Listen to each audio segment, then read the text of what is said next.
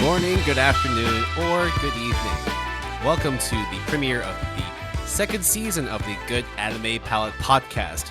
We've made it this far. Thank you very much for listening to the first season, but we are now going to be bringing in a whole new season of new content, new shits and giggles, but the same old personalities. I'm Will, one of your co-hosts, and I have Jason with me. How are you doing, buddy? I'm doing all right.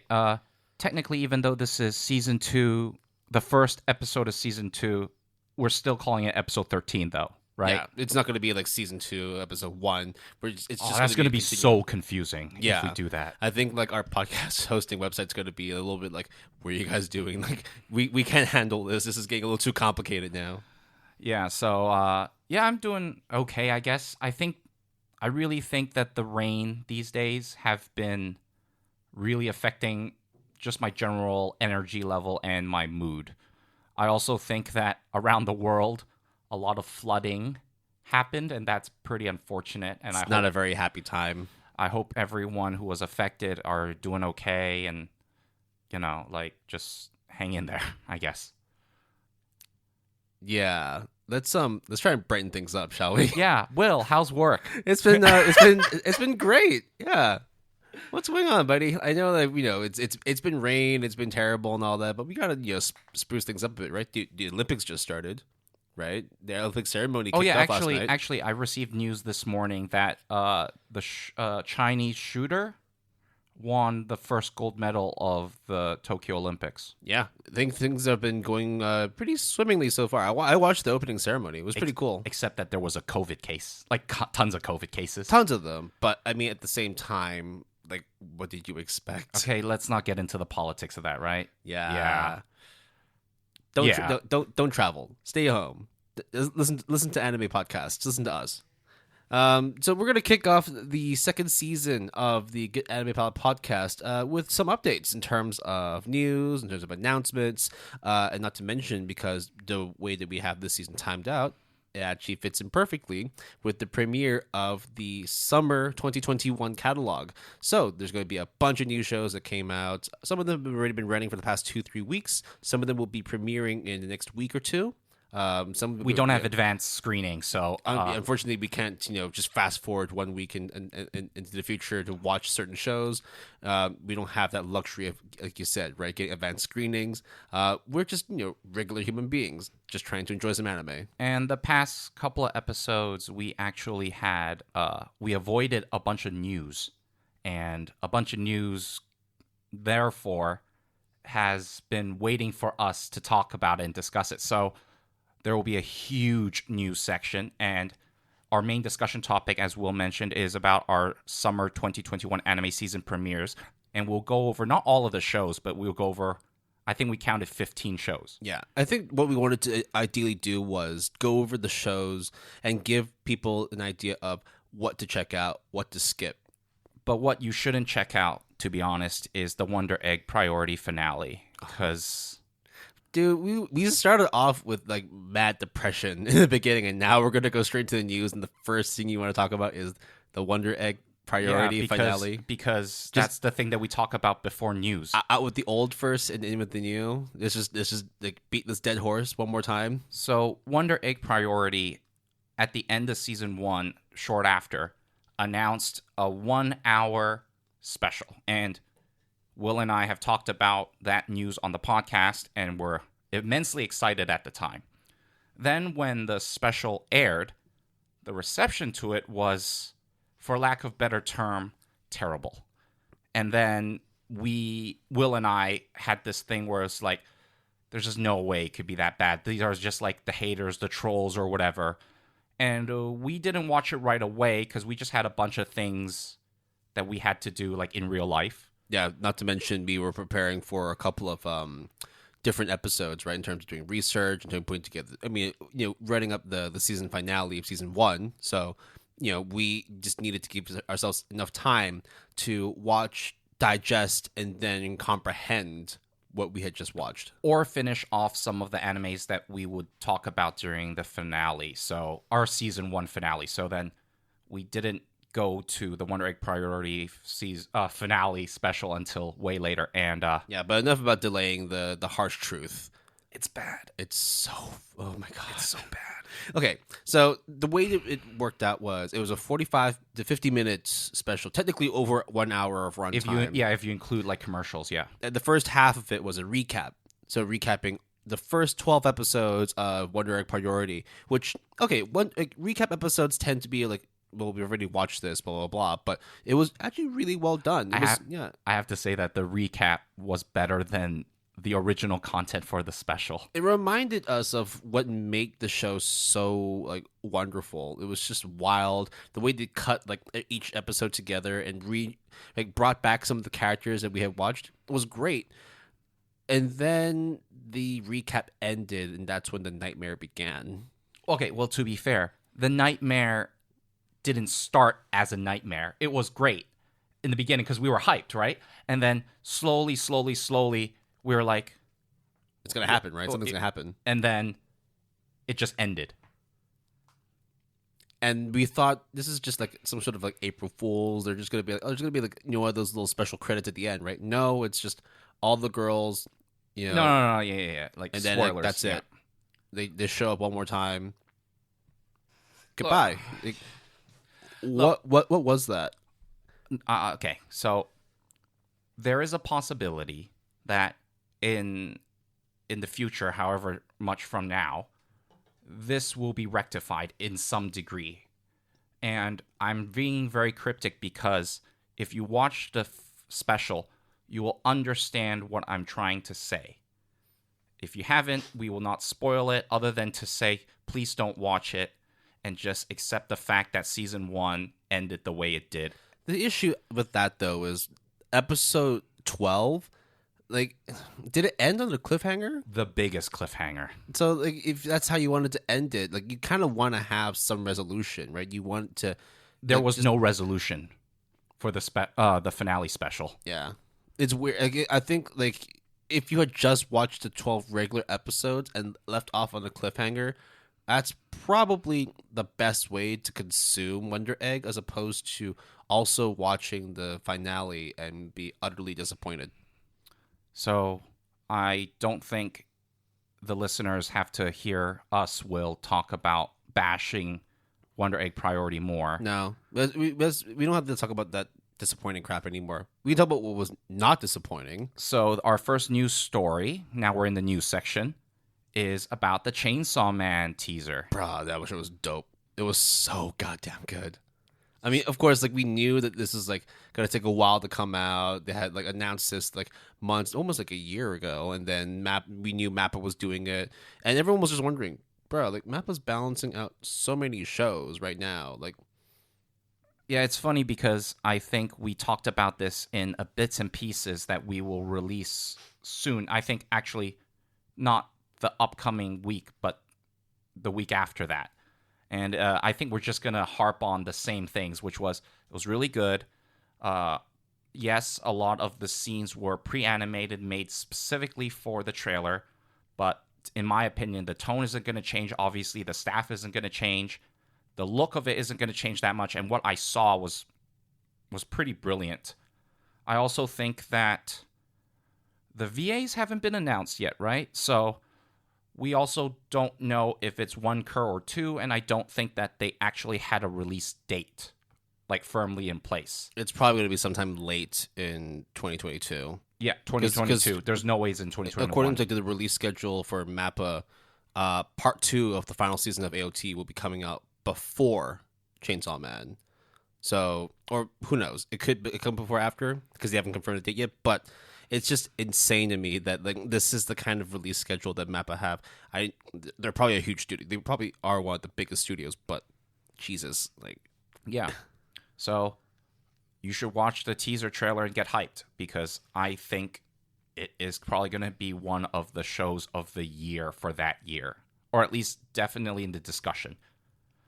I think like Mappa themselves. I mean, like we've heard news of like certain studios having like terrible working conditions, or just like just loads of projects coming up and not being able to meet demands. And Mappa also has its fair share of that too. So like Mappa announced that they were going to be doing the adaptation at the end of last year, so like mid-December of 2020, and since that time they have released the first part of the final season of Attack on Titan. They released Zombieland Saga Revenge. They released Remain.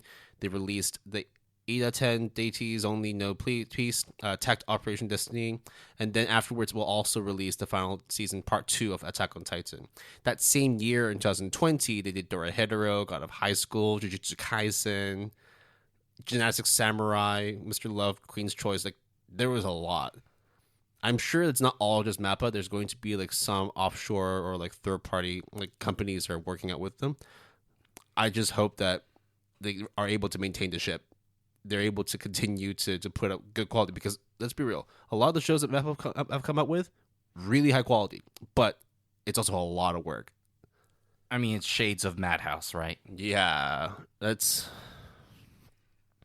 I sometimes it's like it's possible. It's always possible to have too much of a good thing, and the fact that like Mappa has been putting out so much good quality stuff recently that you just hope that the cracks don't show. That someone just snaps and all of a sudden production just starts like reeling down. So let's see how it goes, but at least from the teaser trailer for Chainsaw Man, it looks phenomenal. All right, our next bit of news is about Uma Musume. So we thought we were done with Uma Musume. No, we're never done.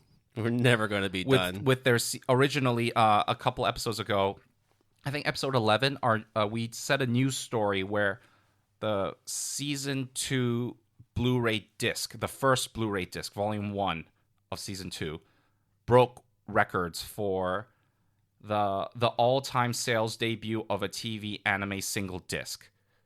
Well, we have some news for you. The season 2 second Blu-ray disc sales exceeded the first volume.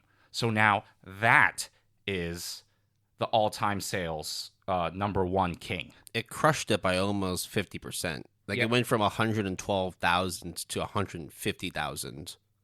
Yeah. That's look.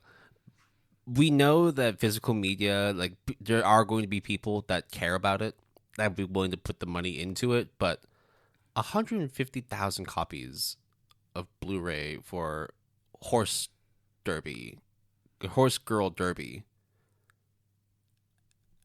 If it isn't clear enough, like, I think we have to watch it now. Yeah, right? Anime is weird, but you know, we're in. You and I are in this together, so we have to know, right? I absolutely have to know what the fuck is up with Horse Girl Derby. But what we probably won't know is that the Uma Musume game reached over 9 million downloads. I'm not sure if it's region locked. I know that sometimes these games are like either specific to Japan, some of them specific to Asia, some of them are open globally, but still 9 million downloads is fast. That's a lot of people playing an Uma Musume game. I'm telling you, Will, we need to do a Monster Girl episode. I've been harping on this for a while. It must be huge in Japan, right? Uma Musume. Yes, I have a friend who currently works in Japan, and he attests that it's everywhere. All right. Well, okay, fine. That's it. Like, JP is on the Uma Musume train, or yeah, we're down for Horse Girl Derby. So, should we move on to the next bit of news? Okay, so this is going to be a bit weird. Okay, there is an anime which is based on a manga called Kagegurui. Yep. Will and I have talked about it multiple times. It featured heavily in our awards episode. That's correct. It's my favorite backlog anime that I watched in the past 6 months. Now, one of the writers for Kagegurui, his name is Kawamoto Homura Kawamoto. He has a bit of an issue. To cut the long story short, he wrote an isekai revenge manga, and then it got canceled after 1 chapter. And then he launched another new manga right afterwards, so in succession. So this isekai revenge manga caught a lot of flack because they, how do I put it? It plagiarized the crap, or at least many people say it plagiarized the crap out of a lot of isekais. I think that the familiarity, the resemblance is very striking. It's very obvious. But I don't know. It's like this weird gray area. So the Isekai Revenge manga, the plot synopsis is basically there is some person who's like, I guess his or her destiny is to murder all these isekai protagonists. So then all the isekai protagonists basically congregate together and try to figure something out. Hence the isekai revenge manga. Now, there is a very, very, like, what would you say? Like, very, very referenced screenshot of the manga. And I have it in front of me, and I'm probably looking at it too. And it's a bunch of characters sitting at like a long like discussion conference table. And then they show each character and their name. And the internet, being the awesome internet that it is, then underneath that put the pictures of the isekai villains, like what resemblance, their looks. So, for example, there is a ReZero guy. There is the villainous isekai guy. There is the Tanya equivalent. There is the slime equivalent. There is the Overlord equivalent. And it looks very spot on, right? Will, would you say so? Well, I mean, some of them don't look exactly the same. I mean, like, you wouldn't say the slime character looks exactly the same as, the character they're referencing. But generally, like, the profiles, the characteristics, the attributes, and yes, some of them are pretty much the same. I mean, the Overlord one is, you can't really make that up. Or the restaurant isekai one, that one is pretty. Or the Sword Art Online one, that one is, I don't know. Like, on one hand, I think it's like a parody, right? But on the other hand, it's like they paint all these protagonists in other properties as villains. It's not a good look for a lot of series creators who put a lot of time and effort in establishing their property. Hey, man, I mean, what? It's just as Oscar Wilde said, right? Imitation is the sincerest form of flattery. Except the Japanese people didn't quite like it. Yeah. So it got canceled. And then in response, he launched a new manga. And I guess that's it. But it caused like this huge stir for like 2-3 days. I mean, personally, for me, like, I wouldn't have cared so much. But at the same time, I didn't create any of those manga. I didn't create any of those series. Therefore, I wouldn't really know how bad this kind of parody would affect me. I guess if I was to work on something and then someone kind of trashed it with the parody, I probably would feel one way or another about it. I think one of them actually kind of had like direct confrontation, not like in person, but like Twitter confrontation. Oh, with Twitter wars? Nice. So, I don't know. Anyways, so that's that. You can check out the image online. Just Google image search and you'll find it. Yeah, that's pretty much that's it for today, really, for the world of weird news. No.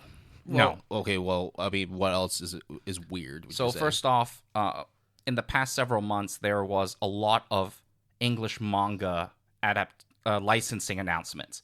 We won't bore you with every single one because there is an immense amount. There's a lot. But I will tell you some that I think are highlights. I think one of them that is a harem comedy is called The 100 Girlfriends Who Really, Really, Really, Really, Really Love You. 5 times good. Yeah. And that is actually the title. And it's about this guy trying to date 100 girls at the same time and to not cause the world to end. It's kind of weird, but hey, this is anime. Whatever. I mean, it's a harem comedy. What else did you expect from it? I also heard that it sounds like the reception is positive at the very least. I mean, it sounds like it's hot trash, but the good kind. Yeah, I'm sure it'll be good. So when's it coming out? It is coming out in February 2022. The first volume. Not too long. 8 months. Yeah, a lot of these announcements are 2022. So. Tatami Galaxy. Oh, the terrifying thing is that we're actually very close to 2022. We're already halfway through the year. Yes, we are, Will. Fuck. Man. Okay. Well, all right. Well, on to the next thing that I... So the 100 Girlfriends is licensed by Seven Seas Entertainment, which also... Tatami Galaxy, Will's favorite anime of all time. Hyper Via? Have you heard of them? No. But I don't care who they are. I'm glad that they're finally releasing an English translation of the original campus novel along with its sequel. So they're both to be projected coming out in 2022. I think the sequel one is going to be coming out in 2023. I think that the other movie, which is Not a Short Walk On Girl, that one has already been adapted, and also the fact that the movie came out too. I'm pretty happy that they're finally doing the rest of the series. So we already know about how Tatami Galaxy is my favorite. De facto favorite anime of all time. I think it's going to be pretty hard to unseat it. And then they're also doing a translation of the sequel novel called Tatami Time Machine Blues. So it's based off of a stage play by Makoto Ueda, also called Summertime Machine Blues. The movie, this novel is set 16 years after the original novel. Now, I haven't read it because I can't really read kanji. I can read hiragana and katakana, but that won't really make much sense to me. It'll just be sounds, and I don't really translate it into meaning. So I'm gonna wait for the English to officially come out and then see if I enjoy it. I won't read it for another 2 years though. But hey, the wait's worth it, I think. So there is another Netflix series that debuted in 2020. Was it? Yeah, it was at the end of last year. Alice in Borderland, right? Alice in Borderland, which is the Netflix Japanese live-action show. And Viz Media has announced that they will finally release the English translation, or licensing the English translation of the manga, and Volume 1 will be released in spring of 2022. Then comes the weird one. So Will and I really like Junji Ito, as you can here in episode 8 of our season 1 podcast, where we talk about horror. And Uzumaki is one of Junji Ito's most famous work. So you might think, oh, okay, it's just they're just remastering it, or an omnibus, right? No, because Viz Media has announced that in spring of 2022, there will be an Uzumaki coloring book. I'm so stoked for that, actually. I would buy that shit, no problem. I don't know what to say about that. I think that's both like, what the fuck, and also like, yeah, what the fuck, man. It's genius. But here's the thing: would you actually color it, or would you keep it as it is, like minted condition? Yeah, minted condition. I'm not gonna put a single like coloring. I'll probably buy 2 copies then. Okay, yeah, then we'll buy 2 copies. I think one of because the thing is, right? Like, yes, you have seen like some of the colored covers of Uzumaki. I actually haven't seen any colored versions of Uzumaki since it's all black and white in manga. So it'd be really interesting to see how it looks if you were to color it yourself. Yeah, they did have that that 15-second trailer of the movie of the anime that's coming out sometime next year or whenever the hell it's going to come out if it doesn't get delayed again. Yeah, I'm actually very stoked for this. Weird, but also very cool. So that is the end of our English manga licensing announcements, but there is there's a lot that some of them. This is what happens when we skip on 1 week of news. Literally, it was 1 week of news and everything's just piling up, and now it's like, oh boy, we'll see. I mean, there's also a lot of series that I'm actually looking forward to that either we crossed out before recording, or I just didn't bother to mention it on the docket because. Yeah. We don't have to tell everybody our planning out process for how we put together these episodes. We can just roll out the news. We don't have to be so meticulous, buddy. Okay, we memorized everything, and we're just that good. We know. Have what's called eclectic. Is it exactly? For example, let's be the news. Kickstarter. If you say nice segue, I will punch the living shit out of you. You said that in the previous episodes, and don't put this on me. Anyways, we're going to talk about some other updates. So we've backed stuff on Kickstarter before. Specifically, we've done some anime stuff, some board games, some books, and all that. We kickstarted the Girl on the Other Side, which we're very anime excited adaptation by Wit Studio, which very excited about. And it is a legit crowdfunding campaign as well. That means Wit Studio actually crowdfunding it, so it's perfectly legit. But what happens when something is probably too good to be true, probably not legit, but at the same time got a boatload of money? What do you do? It's kind of sus, right? It's like, hey, this is too good to be true. Let's shut this down. So this story actually has multiple levels. Let's start chronologically. Let's break this down. Start from the beginning. There was a Kickstarter project, or a Kickstarter crowdfunding campaign, I guess is the technical term, for a service called AnimeTube. And what they claimed that they could do is they would offer free services of streaming of all your favorite anime. And they listed like a lot of anime. And I think now that's been taken down on their Kickstarter page. Actually, spoiler alert, the whole project got suspended. But at the time, all the announcements that they made that they claimed to have licenses for got removed. So that's already like the first thing that was suspect. Then they said that they're in talks with a lot of anime licensors. Then you have some of actually people who hold the license say, "Hey, we didn't talk. What are you talking about?" And then the AnimeTube company retorted by saying, "Oh yeah, we essentially DM'd you. We contacted you on LinkedIn or on Twitter or whatever." And then I was reading this and I was like, "That's what you mean by in talks?" Okay, so even that's not like crazy. Like that's already crazy. And then I was like, all these licensors, all these license of these animes are kind of, some of them are exclusives. Some of them are like Shonen Jump are already on how could you spend gobs and gobs of money to get licenses? They're like, I don't know. I'm not a licensor or licensee, but they're definitely very expensive. Yeah. So, of course, it's just one of those too good to be trues. There must be some sort of scam involved. There must just be some real shady shit going down, right? Even like the founder of Faku, Jacob Grady, he came out and said, "Yeah, I've come up to across these people before. This is like a complete scam. Like, just don't put any money into this whatsoever. You're going to lose it." Like, and once this news broke it out and the Kickstarter kicked them off, suspended the whole project, the people behind AnimeTube actually reached out to Anime News Network, the people who brokered the news, and to ask them to take down the link, which would show the images of their public records, which has their registered address.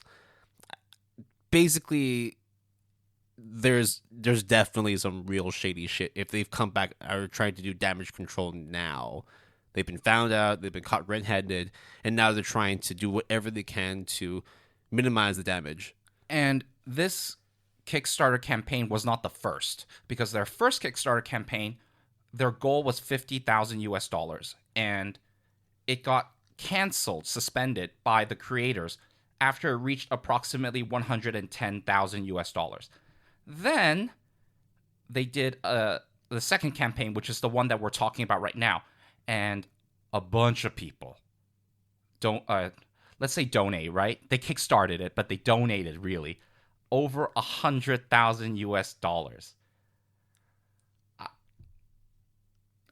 I don't know, Will. Like, bro, like, look, I want an anime service where I can watch the anime I want and not go to like 4 or 5 different platforms and have 4 or 5 different subscriptions. I understand the reality of it is everyone has their own service. Disney Plus has their own service. Hulu has their own service. Netflix has their own service. I mean, Disney is also trying to get into the anime game as well, right? They have a huge subscription base right now. I'm pretty sure that at some point you're going to see some anime get streamed on Disney Plus. But you're telling me that you can get licenses to, like, I don't know, Jujutsu Kaisen, for example. I don't know if that's what they said that they did, because I can't access the project anymore, for $100,000.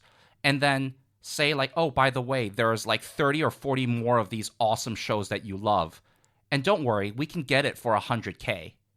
And I'm like, what's the subscription service? Oh, no, it's free. There is subscription services for like premium features, but it's free.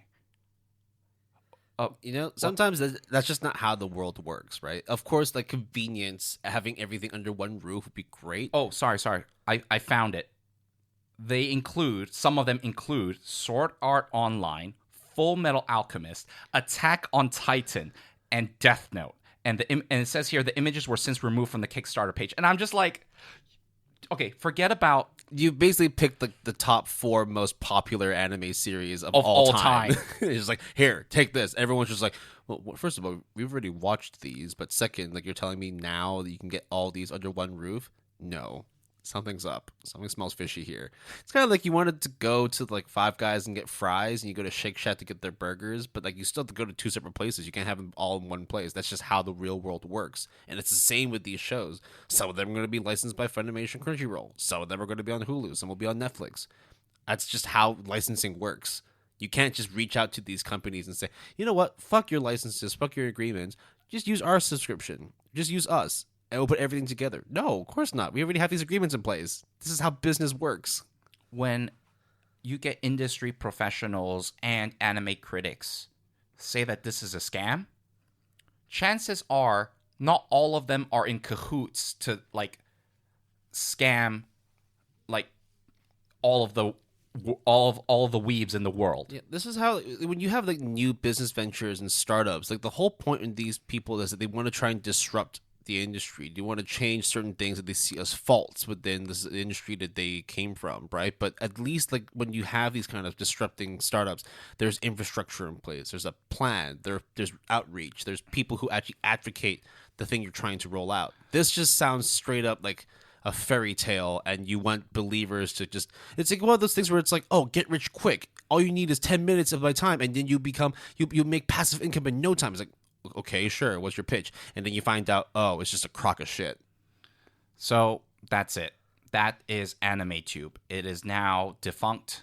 At least I think the Kickstarter is definitely defunct. I don't think the company is defunct, but their reputation is probably in the gutter right now. Hopefully. I mean, they might make a comeback in a few years' time, but I certainly hope that people wise up now and just don't give these people any money or attention. So Crunchyroll also did some surveys. This is our next news story here. I'm skipping over the one in between because I'll get to that later. But I think this goes into very well with the AnimeTube news story, which is, according to Crunchyroll, only 6% of the Gen Zers don't know what anime is. Now, I think I asked Will, what is technically constitutes a Gen Z person? Gen Z would be someone that was born like in the mid to late 90s and onwards. So, say for example, if you, I think we're Gen Y. The cutoff point for we're technically millennials. Okay. I think the cutoff point for millennials is 1993, 1994. If you're born like 1995 onwards, so say for example, if now you're like, you know, anywhere from the ages of 24 and below, then you're technically Gen Z. So it turns out that 6%, only 6% of this group of people don't know what anime is. Now, to be fair, when they say don't know what anime is, it was actually quite vague, and I couldn't get an exact clarification. As in, like, oh, I've heard of the name, or I know what anime is, or I have watched anime, or I watch anime, read manga, and I love it. Yeah, we don't know like if they really like enjoy anime, if they just say, "Oh, I know about anime," but in like the derogatory way, or like doing it as more of like a parody, like a joke. It's like, yeah, of course I know about Dragon Ball Z, but it's like sometimes I think now because like anime has has now got into the mainstream, you see a lot of memes that are anime based, and then that's probably how a lot of people get their exposure to it. So yeah, it's cool to get those numbers, but it'd be really cool to really try and break down what that 6% means. Too bad we won't know. But this goes to show that similar to what we have been harping on in our episode 5 of season 1 about the proliferation and stigmatization of anime and manga, this industry is only going to get bigger. People are only going to know about it more, and of those people who know about it, a portion of them is definitely going to either watch it, and a portion of them is definitely going to continue watching it till God knows when. So, if anything, the whole point of this is anime and manga industry is growing, it's big, and everyone knows about it. Yeah. Always on the pursuit to watch new things. Like this new anime that's come out. Okay, I'll just make this quick. I quite like Konosuba.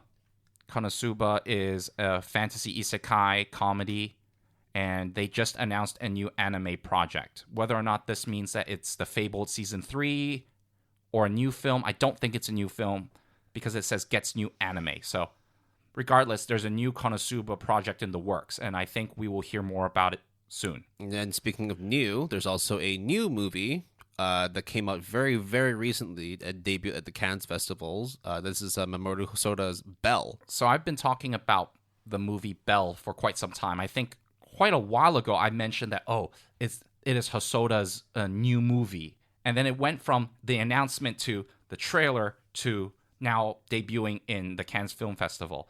Now, Mamoru Hosoda is the director and the head of Studio Chizu. He's the director for things like Wolf Children, Summer Wars, the girl who leapt through time, The first Digimon movie. He is a very, very well-known director, anime director, and I actually love a lot of his work. So when he announced Belle, I was so hyped. I think it was one of those, when he was doing an interview, he was like, this really is the movie that I've always wanted to make. Yeah, it's kind of crazy. So then he's made some crazy hits too, and this is the one where it's like, no, trust me, this is it. And I was like, yeah, okay, that's just you hyping it up. Then it debuted at the Cannes Film Festival. I think it was just a couple days ago. Was it earlier this week or last week? I don't know. I'm sorry, I'm not really familiar with Cannes is France. Hey, C'est français. Hey, I'm not dissing France. I just am not in with the film circuit and stuff. We all know that it debuted there, and the crowd thought it was très bien, très bien. Yeah, 14 minutes of standing ovation, which meant that it now holds the record in the festival's history of the longest standing ovation, which blows my mind because now you can actually say, according to the Cannes Film Festival, the most outstanding standing ovation is not given to an art house live action film made in Europe. It is a Japanese animated film about online Beauty and the Beast kind of thing. Actually, I'm not even sure what Belle is about. It's literally Beauty and the Beast mixed with Digimon, because they're entering because the main social media, right? She enters a new world and makes friends with a digital being. So that's crazy to me. Then it premiered in Japan, and the film opened with 890 million yen. That's roughly 8.8 million US dollars, which is phenomenal. So I really wish that it would premiere in Hong Kong soon so I can watch it. And hopefully it has English subs. Or if it has Chinese subs, whatever. I mean, it has Chinese subs, whatever, but if it has English subs, all the more better. Yeah, so that's amazing. You know what else is also amazing? Okay, yeah. What else is amazing, Will? So you and I both like My Hero Academia, right? Yeah, I think My Hero Academia is pretty good. Yeah, but in terms of hype, it's pretty much up there. It's super popular. Maybe the popularity is kind of waning down a little bit because I think the latest season, the latest season is not jiving with a lot of people. But I would say for the first 2-3 seasons I think there's 5 seasons right now, right? And I would say I only watched 4 of the 5. I would say the first 3 are guaranteed outstanding. Best hype moments, best fights. Season 4 was okay. It had moments.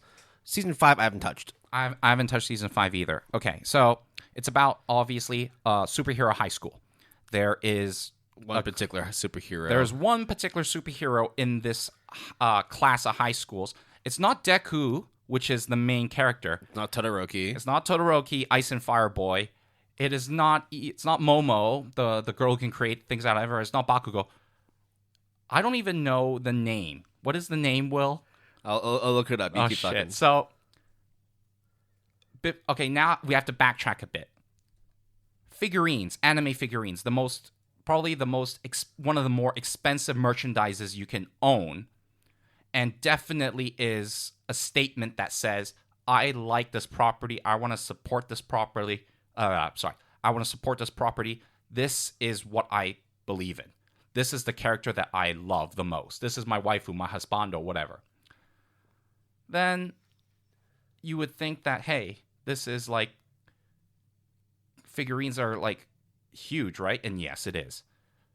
And then in My Hero Academia, there's a girl whose ability is invisibility. So her name is Toru Hagakure, and her full hero name is Stealth Hero. Invisible Girl. Now, to be fair, in the anime, it's voiced pretty well. She's like cutesy voice, and the way that she's animated actually is pretty cool. Yeah, because she, of course, just because she's invisible doesn't mean that she doesn't have any decency. She's still going to wear clothes and all that. And the funny part is, at one point, she has to like be completely invisible, and it was actually quite a funny bit. So another funny bit that Funimation saw all this and was like, hey, you know what? Let's capitalize on this, and let's make a figurine of the Invisible Girl. I thought that was fucking hilarious. It's actually a very genius move. We saw it, right? It was, how much was it? It was like $18.99 US? Yeah. Which is, granted, not that expensive for an anime figurine. Oh, a lot of stuff can go way higher than like $100. But this is an anime figurine of an invisible superhero. You see the gloves? Right? What is it? The gloves and her boots. Her boots. And that's it.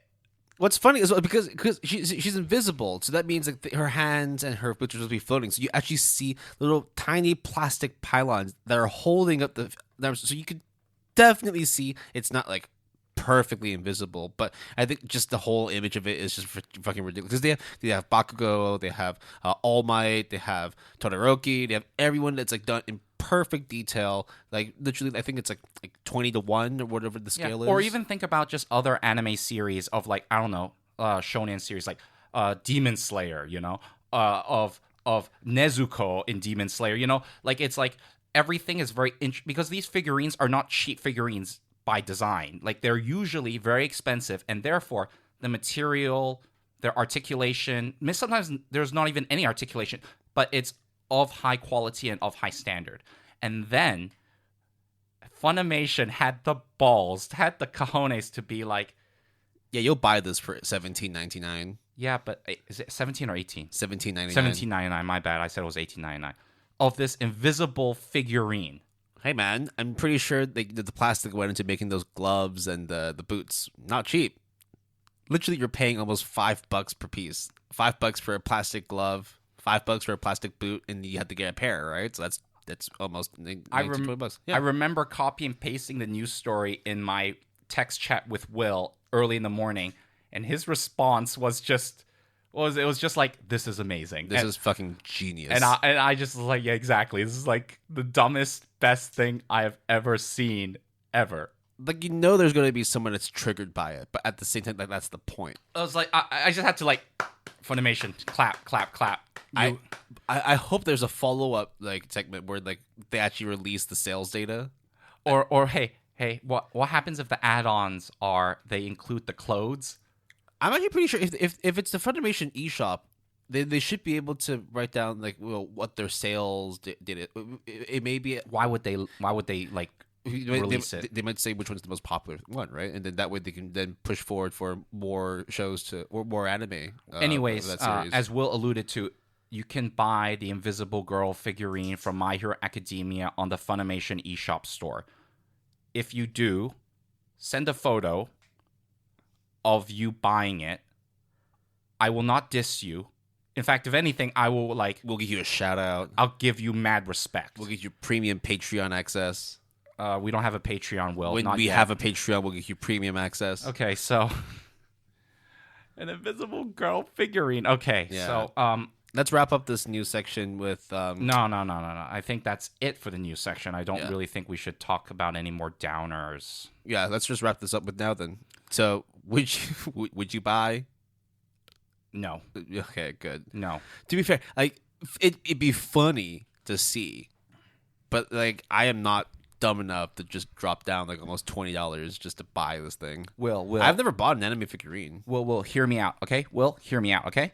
So, what if you give me about $150,000 and I will rent.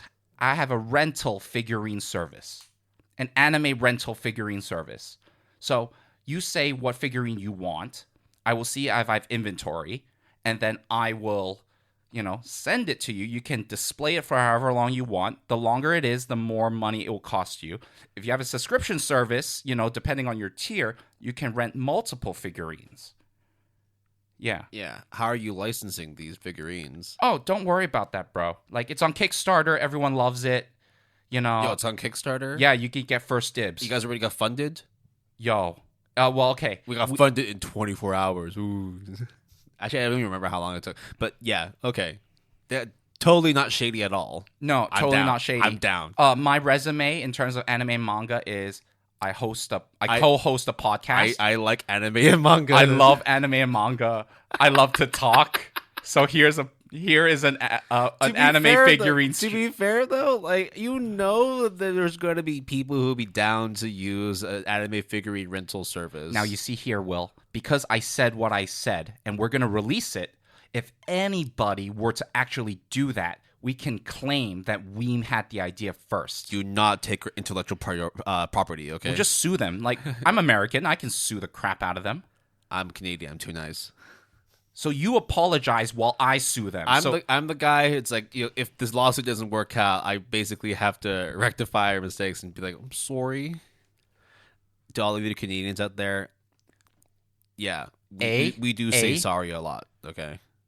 All right, so that is the end of our news section. We will then take a short break, and then we will get into the 15 anime summer 2021 premieres and our thoughts. Some of them will go into at length. Some of them will just blast through, but at least this will give you an idea of what to check out this summer and what to skip. Or, you know, if there's something good to check out, there's so much stuff you can watch in Crunchyroll, Funimation, High Dive, and Netflix. And Hulu, I think. Yep, so we'll see you.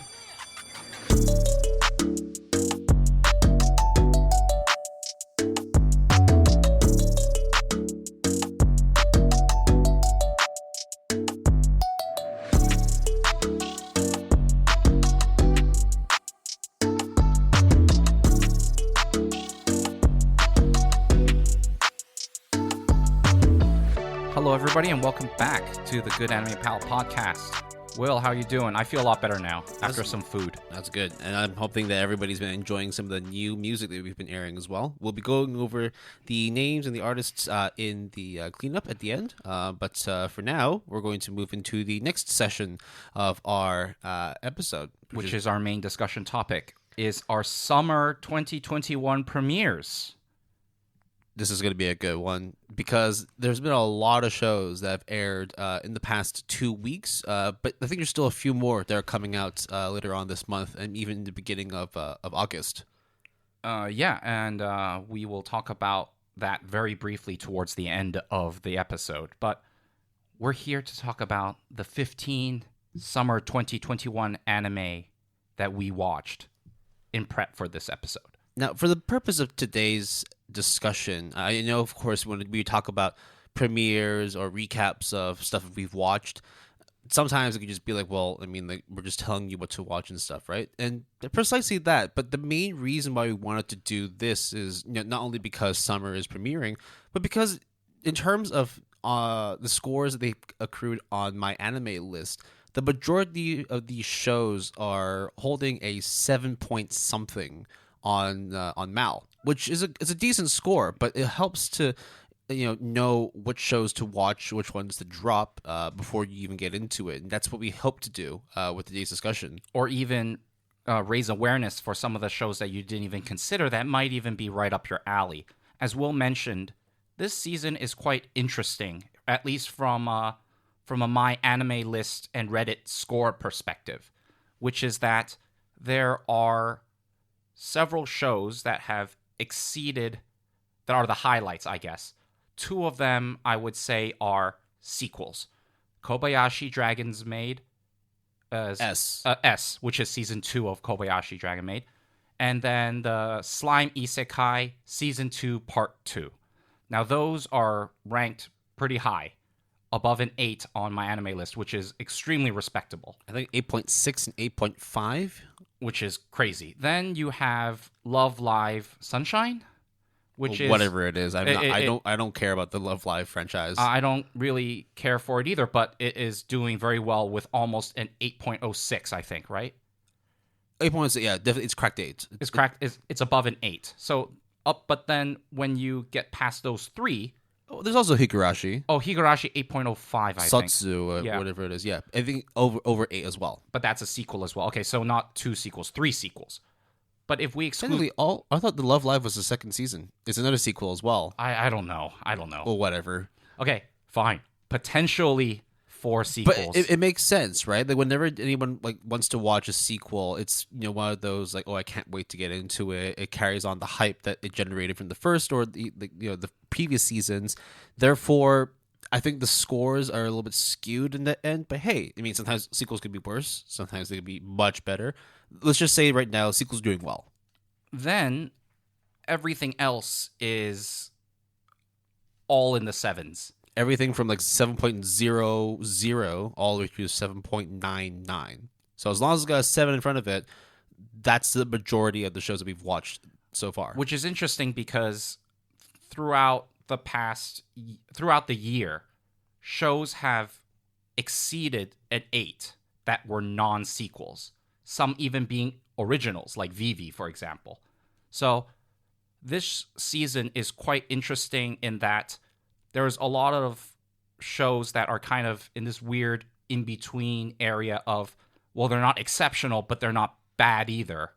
And there's a lot of them, like 20-something. If you want to get some context in terms of like how shows have fared, we're using specifically my anime list as a reference here.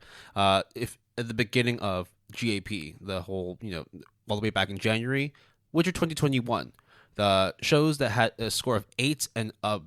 8 and above. So Attack on Titan Final Season Part 1, Re:Zero Second Season Part 2, Yuru Camp Non Byori, Slimy Sakai Season 2 Part 1, Mushoku Tensei, Horimiya, Dr. Stone, Stone Wars, Quintessential Quintuplets, Second Season of World Trigger, Skate, B-Stars just missed out with 7.99, as did Uma Musume Pretty Derby Season 2, and Wonder Egg Priority with a 7.98.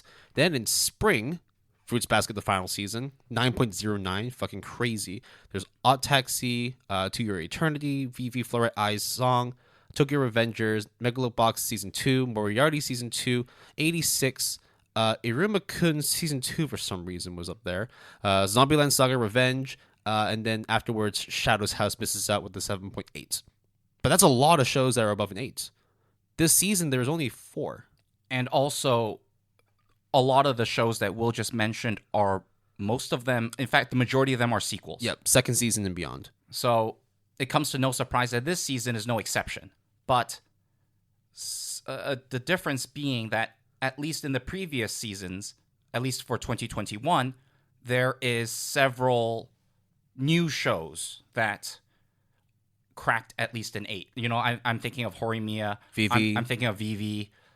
So Wonder Egg, almost, right? Wonder Egg, almost, yeah, 7.98 at the end. So, hey, they're doing very well. So this season, this summer 2021 season is the season of the 7s, basically. Yeah, it's one of those, like, you're sitting on Crunchyroll, Funimation, Hulu, Netflix, wherever you're watching your shows, and then you see a show. Okay, I kind of want to get a little background before I start cracking it open.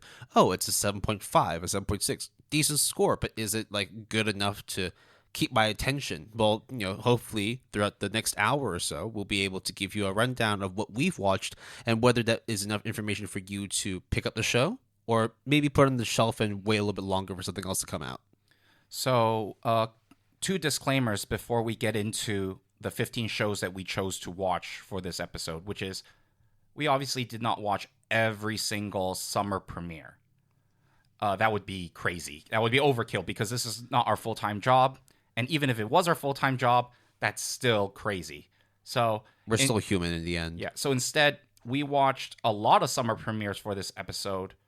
But we watched the ones that we think are either worth covering or the ones that we are curious about or the ones that are more catered to each of our tastes or both of our tastes. Yeah. And of course, like, the ones that we didn't pick up yet or ones that haven't aired yet, who knows? We might pick them up, after this episode airs, and then we can come back to you throughout the rest of the second season of GAP to let you know what our thoughts are. And just because that we talked about these 15 shows now does not mean we won't give updates if we so choose to keep up with them as well. Yeah, some of these shows, they might have plots and turns, plot twists and turns. Some of them might end up disappointing. Some of them will be much more surprising. We'll keep you updated throughout the next couple of weeks. So then this goes into our second and final disclaimer, which is that these 15 shows we have watched, but some we have watched up to date, as in with the most current episode, and some we watched maybe one episode or two episodes out of the 3 or 4 episodes that are available, or even in some cases, part of the first episode only.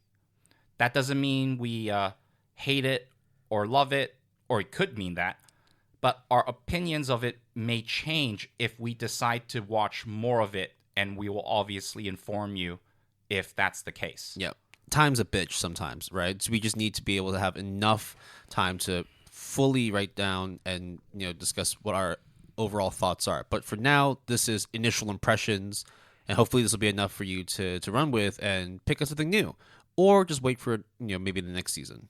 Yeah, because I think actually because Will, you and I are now known among our friend group as the anime and manga person. Yeah, a lot of people have actually come up to me and be like, "Oh, okay, what should I watch for this upcoming season?" And I've been having difficulty right away giving recommendations, like right off the bat, because there wasn't anything that stood out, because the sequels, you just would watch it if you wanted to watch it. And if you didn't want to watch it, you don't need me to tell you. So that's what we're doing here. We did all the dirty work most of the dirty work for you, so that you don't have to waste time trying to figure out what's worth it and what's not.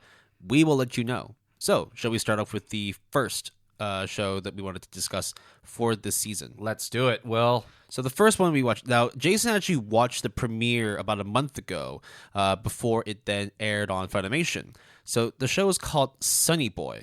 So Sunny Boy is an animated original that was developed by Madhouse, and wow, it's a pretty interesting show. So it's currently streaming on Funimation, and the main, I guess, selling point in terms of staff is that it is directed and written by the person who did One Punch Man Season 1 director. He's a director of One Punch Man Season 1, which, for all intents and purposes, is the best and kind of the only One Punch Man season. So the guy... You know what's crazy as well, though? That the second season for One Punch Man is still like a pretty decent 7 out of like a 7.5, 7.6. In all grand scheme of things, it's still a decent score, but when you compare it to season 1, it's just the drop-off is almost like a 2-point difference. Yeah, it's massive. But we're not focusing on One Punch Man. We're talking about Sunny Boy. So Sunny Boy, I think you and I both liked it. Okay, so as Will mentioned, I watched the season 1 premiere on the Funimation YouTube channel in the US because it was only available for 24 hours. And then weeks later, the first episode premiered. And I checked out the first episode premiere is exactly the same as the one that was available on YouTube. And since then, the second episode has debuted. And Will and I have watched both episodes separately. So, my thoughts about it, if anything, is not only the same, it's and or stronger. Which is, I think, Sunny Boy is a pretty unique anime. It's kind of weird, but it's weird in a way that I think is quite ambitious. It's very colorful. I think that the palette is very deep, but at the same time, it feels very empty. I think one of the reasons why it's empty is because there is no music. Barely any music. I think, like, in the second episode, they only had music at the end. Same with the first episode. Like 5 minutes in, they had an ED, but there's no OP, there's no opening. And it just was basically characters speaking, ambient sounds, background music, background noise. That's about it. But, like, it helps to create an environment of mystery. And void, too. Yeah. I think because the first episode is very much the feeling of the void, right? It's a lot of darkness, it's black, and the students themselves, who basically are the characters of the show, even they're not quite sure what's going on. So it's like, if we don't know what's going on and the characters don't know what's going on, it leaves that kind of empty hole where, like, you're trying to piece together a lot of things. That's where, like, the mystery part is, like, quite strong. And then you start unfolding a bit more about the rules of the world, the powers of the students, and how they interact with each other as well. Because it's literally just the students all together in one dark, empty void, and trying to figure out how they can coexist whilst also being able to set rules. So a plot synopsis, a very, very short plot synopsis without spoiling stuff, because I feel like in Sunny Boy, if you spoil stuff, it's actually quite a big deal.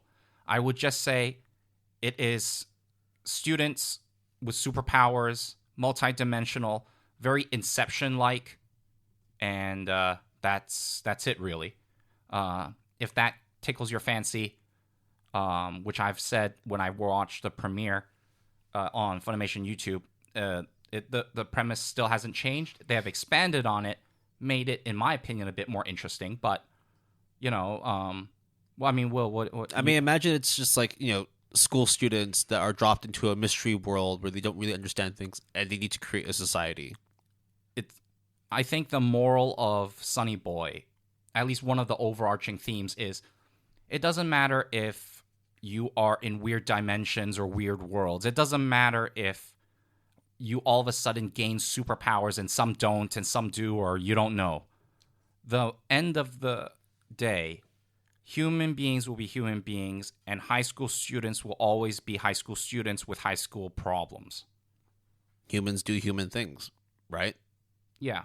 I think in terms of my level of enjoyment for the show, I'm pretty happy with it. I'm pretty happy with how it's rolled out. I'm pretty happy with the level of mystery and how there's a lot of unknowns in the show. It does keep it so that I want to learn more about the world. I want more of the characters to focus. Literally, you actually don't know much about the characters themselves.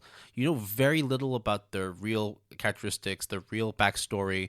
You just see the only way you really learn anything about them is through how the characters interact with each other, which is very key. But at the same time, you can tell sort of by the tone or by the way they react the kind of person that they are. Yeah, one of the things you also mentioned as well, how it has a very Masaki Yuasa kind of feel to it. I could kind of see it. I mean, yeah. It kind of has. It's not like the same art style, but like in terms of like the frame rate, how it's a little bit slow, how the characters are designed, how they interact with. I think the main thing is like the character interactions. It's very Masaki-esque, where it's like they talk a lot, but they don't really reveal all that much about themselves or the other person. Rather, it helps to create the world that's around them, and it helps for you to make more sense about the world of Sunny Boy, but without knowing more about the characters of Sunny Boy. Yep. I would give this show a good recommendation. I would say from a 5 to 10 scale, that's the Mal rating scale, and or 1 to 5 stars. What would you give it? I'd say it's an 8 out of 10 so far. Far, it's I think only 2 episodes is not enough for me to give anything concrete, but it's trending in a good direction. I would also say it's 8 out of 10, 4 out of 5 stars, with potentially reaching a 9 out of 10. Yeah, it would have to do something phenomenal to reach a 10, but that's still great. I mean, I would easily watch a show that's an 8 out of 10. The next show that we will talk about, show number 2, is Peach Boy Riverside. It is based on a manga of the same name, and the manga is still ongoing. The official English translation is licensed by Kodansha, is produced by Asahi Production, and you can find it on Crunchyroll. Now, Peach Boy Riverside is about a very well-known urban legend. Not urban legend. Japanese folklore about the Peach Boy, where an old couple were, on the river cleaning their clothes, and then a peach came down the river, and they opened it. They took it home and opened it, and it turns out that there was a kid. And because the elderly couple couldn't conceive or have kids, they raised the boy as their own. That is kind of that folklore kind of story. Now, here's the thing that is interesting about Peach Boy Riverside, which is their premise is, what happens when that is not the only instance of the Peach Boy? And what happens when there's more than one? Then what happens when you add in demons? What happens when you add in kind of social, economic struggles and racism to a certain degree? You get Peach Boy Riverside. So that is already pretty kind of like okay. The other thing that is actually super weird, which I verified, on my own, is that the anime is told out of chronological order. The first episode of the anime in broadcast order, I think is like episode 2 or 3 in terms of chronological timeline. And I think they're on the 4th episode now. And according to the interview by the director, the 4th episode is then episode 1 chronologically. And this is intentional just for the anime, because I verified it by reading the manga, like just like the first chapter or so, and it does not start the same way as episode 1 of the anime. So I think that that's a very interesting, kind of choice. It was still very easy to follow, but as of right now, I don't see why that was necessary or why that serves as a benefit other than to say, oh, let's tell it out of chronological order. Now, one of the things I was very surprised about was the violence. The violence is actually pretty crazy. At one point, like, heads were flying, arms were like being ripped off and stuff like that. So it's no joke. In addition to that, earlier when I mentioned about the socioeconomic class system and racism, those were pretty apparent. Although kind of in your face and hitting you on the head with it. The tone is all over the place. Sometimes it's like an adventure anime, sometimes it's like a social commentary anime, and sometimes it's like Tokyo Ghoul Light in a weird way. So I don't even know what it is. What did you think of the animation quality for the show? It was fine. Fine. As in, like, it was good. Okay. Nothing to scoff at. But how is the violence animated? Good. Like, when you see, is it like gore, like lots of blood on screen? Is it like very graphic? The violence itself was graphic, but there wasn't like it wasn't like Mortal Kombat Blood Fountain, if that's what you're asking. Right. Because Asahi Production actually also did some co-animation work for Akudama Drive. Yeah.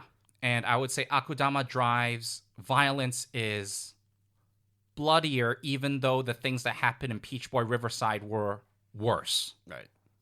Let's just put it that way. I think this show has the potential to be interesting, but I don't think it will be one of those like, oh, you gotta watch it. Oh, it's the best thing ever. I think it's just like a pretty average show. So if like a fair weather fan just came up and said, hey, I've been checking out this thing called Peach Boy Riverside. Is it something you would vouch? Like, where do you stand on that? I have seen enough to say that I will keep watching. Right. But it's not like I'm very, like, feel very strongly about it. Like, if I were to decide to just drop it even right now at this moment, I would be like, yeah, okay, whatever. So it's like a soft recommendation. It's like, yeah, you should check it out, rather than, oh, you have to absolutely watch this thing. I would say it is a 7.5 out of 10, but more 7 than 8. Okay, yeah. 3.5 stars. So, as I said, very average.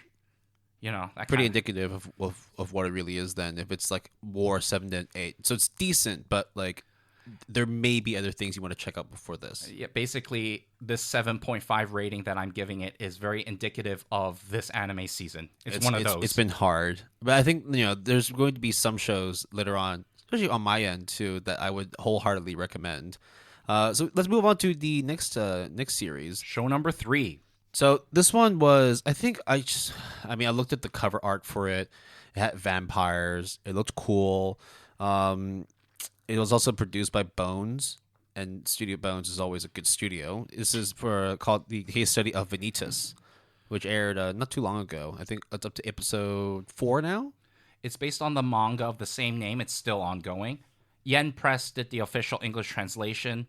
And it's produced by Bones, which did Skate the Infinity, which you know how Will and I feel about. It sucks. But one thing that we will not say that sucks about Skate the Infinity is that it does look really nice. And I think the same can be applied to Vanitas. It definitely does look like a Bones production. It's gorgeous. The music is great as well. But you and I only just watched episode 1. That's correct. And they also announced that this is one of the few animes that will get 2 curs, rather than the standard 1 cur. So, the other thing that I would say is that I think the manga is pretty highly rated. I forgot Will. I remember when we were like checking on like the seasonal like stuff. You said that on Mal that the manga of the case study of Vanitas was really good, like really high, like 8 point something. 8.42. There you go. Ranked how much? How what? Top 200. It's like ranked 160. There you go. So it's very respectable. In fact, more than very respectable kind of number. It's still ongoing. I think at the moment it's got 53 volumes. Here's the thing. Oh, sorry, no, 53 chapters. Okay. Here's the thing. I think the production quality of the case study of Vanitas is extremely well done, as Will said. No doubt. It is, the animation is very fluid. The colors are very nice. The music actually caught me off guard in that it was actually done really well. And after we watched the first episode, we kind of don't really know what the hell's going on.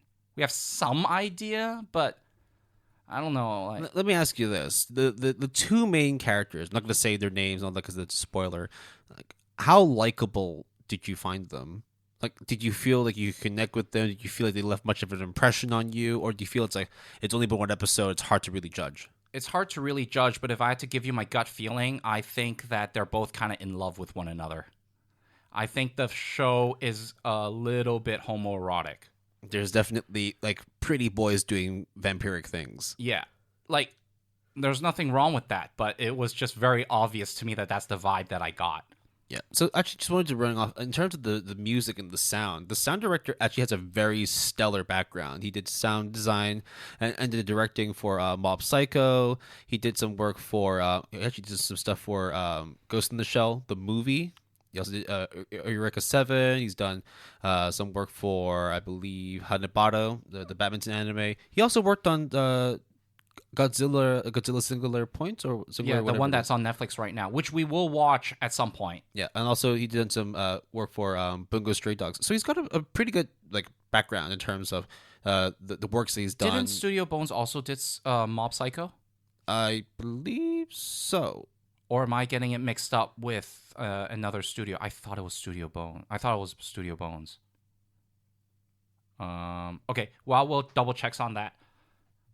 I think You're right, it was Bones. Right. So the sound director also did both, basically. So okay. It makes complete sense that, you know, from production and music wise, like they're both really good. I mean, it seems like the cast, at least from that end, is consistent. The VAs are pretty good as well. I like the sound. I like the voice acting for sure. I think it's just in the end, after only having watched one episode, and that one episode itself not really telling me much about the show, and it also leaves on like a weird kind of cliffhanger as well. What I can tell you about the show is it's like Victorian era kind of setting. There's vampires. There is like Zeppelins, right? It's like that kind of world. There's pretty boys. There's vampires. A lot of gothic shit in there. So if that tickles your fancy and you also like high production value, I think the case study of Vanitas is definitely not a bad choice. It's worth watching. I think basically because we still don't know much about the plot, it means that we should watch more of it. There's nothing bad about the show at all. Yeah, but I still have to say though, it's like a 7.5 or an 8 out of 10. Yeah, I think it's probably leaning more towards an 8 for me, but it really does depend on how the next couple episodes pan out. As in, like, I need to watch episode 2. And we would let you know how that goes. So that is that. The next show that we will talk, show number 4, is pretty fast and loose, which is My Next Life as a Villainess, All Routes Lead to Doom X, which is the Villainous Isekai Season 2. Yep, so finally a sequel. Yep, I watched Villainous Isekai the first season, so long when it premiered. So season 2 is essentially the same thing. It is based off of a light novel series. It's still ongoing, and there's official translation by J Novel Club. The manga adaptation is done by 7 Seas, and it's produced by Silverlink and is streaming on Crunchyroll. I will say this about Villainous Season 2. If you like Season 1, you will like Season 2. If you think Season 2 is going to dramatically change the direction and everything. No, it's the same stuff. Doesn't mean it's bad. In fact, it continues right where season 1 left off, and the first episode is a pretty smart recap / introducing new characters. The OP is really good. It's done by Angela, which did the Knights of Sidonia and also the first season villainous isekai OP. So it's pretty good. It's nice to see like the gang back together, but it is Bakarina, as the internet calls it. It's just her doing stupid shit with her harem / reverse harem. And that's it. Nothing new. I mean, there is a new twist that they introduced for season 2. I obviously won't say it here, but I don't really think the tone or anything is going to dramatically change. So it's fine. Right. 7.5 out of 10. Again, it's like. Well, I think the thing is, right, like if you are a villainous fan, if you have watched season 1, then it's not hard to say, hey, you should go watch season 2 as well, because you're probably already watching it. But if you're not on season 1, if you haven't even started villainous, I mean, give season 1 a shot. right? But my parting thoughts with season 2 is it's same shit, different day, but that doesn't mean that that's bad. It just helps. Yeah, it just helps a lot more if you've watched season 1. I mean, it helps immensely if you've watched season 1. And it's just, what do you want out of a possible season 2 in this case? And if it is, I want more of the same, then by all means, go for it. Perfect. All right, on to the next show, which both Jason and I watched, but Jason watched more than I did, even though we were only on episode 1. And here's how we're going to explain it. We went into the show not knowing that the first episode was a doubleheader and that it was over 50 minutes long. So it was essentially 2 episodes in one. I only managed to make it halfway, whereas you picked up the second half of the episode not just earlier today, actually, right? Yeah, exactly. The show that we're talking about is The Detective Is Already Dead. It's based on the light novel of the same name. It's still ongoing.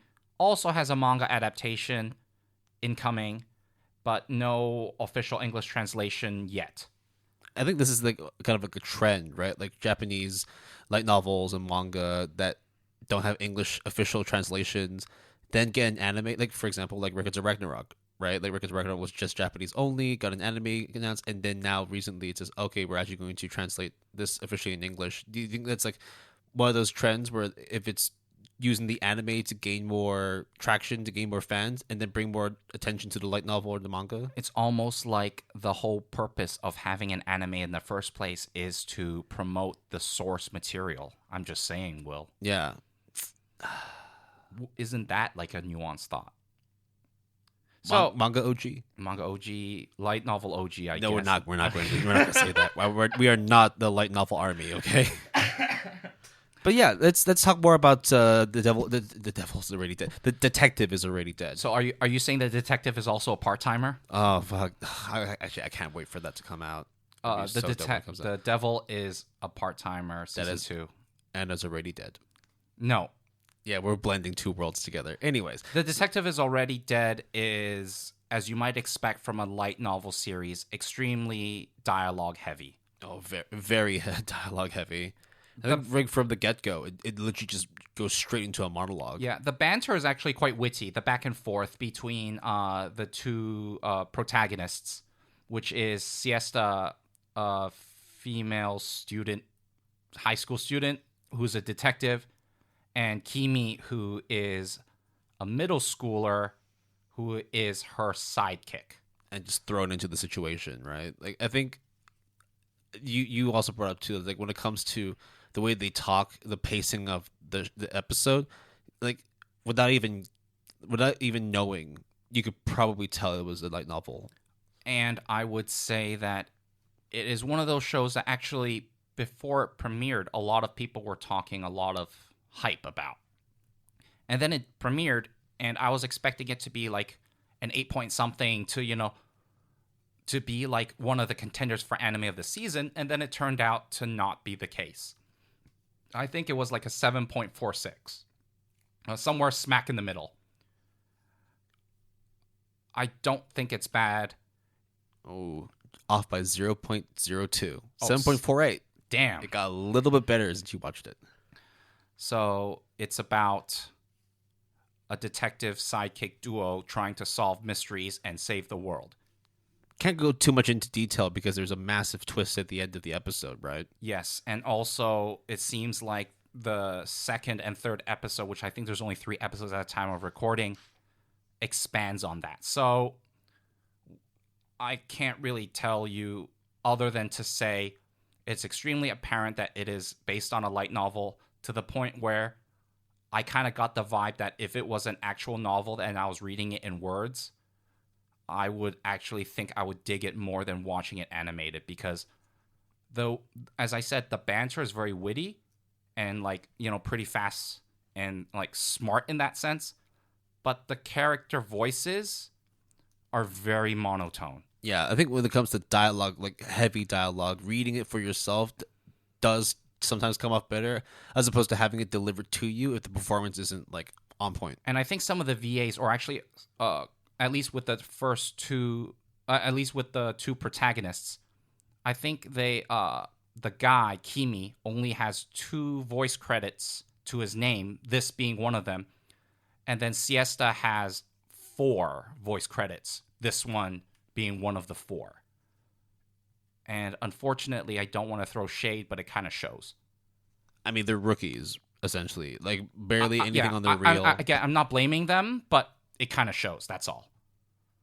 I mean, what else can you do, right? Like, if that's the amount of shows they've done, then that's just reality. That's just it. Like, no slate whatsoever. We're just stating the facts. I am extremely conflicted about this show because I can see it being very interesting,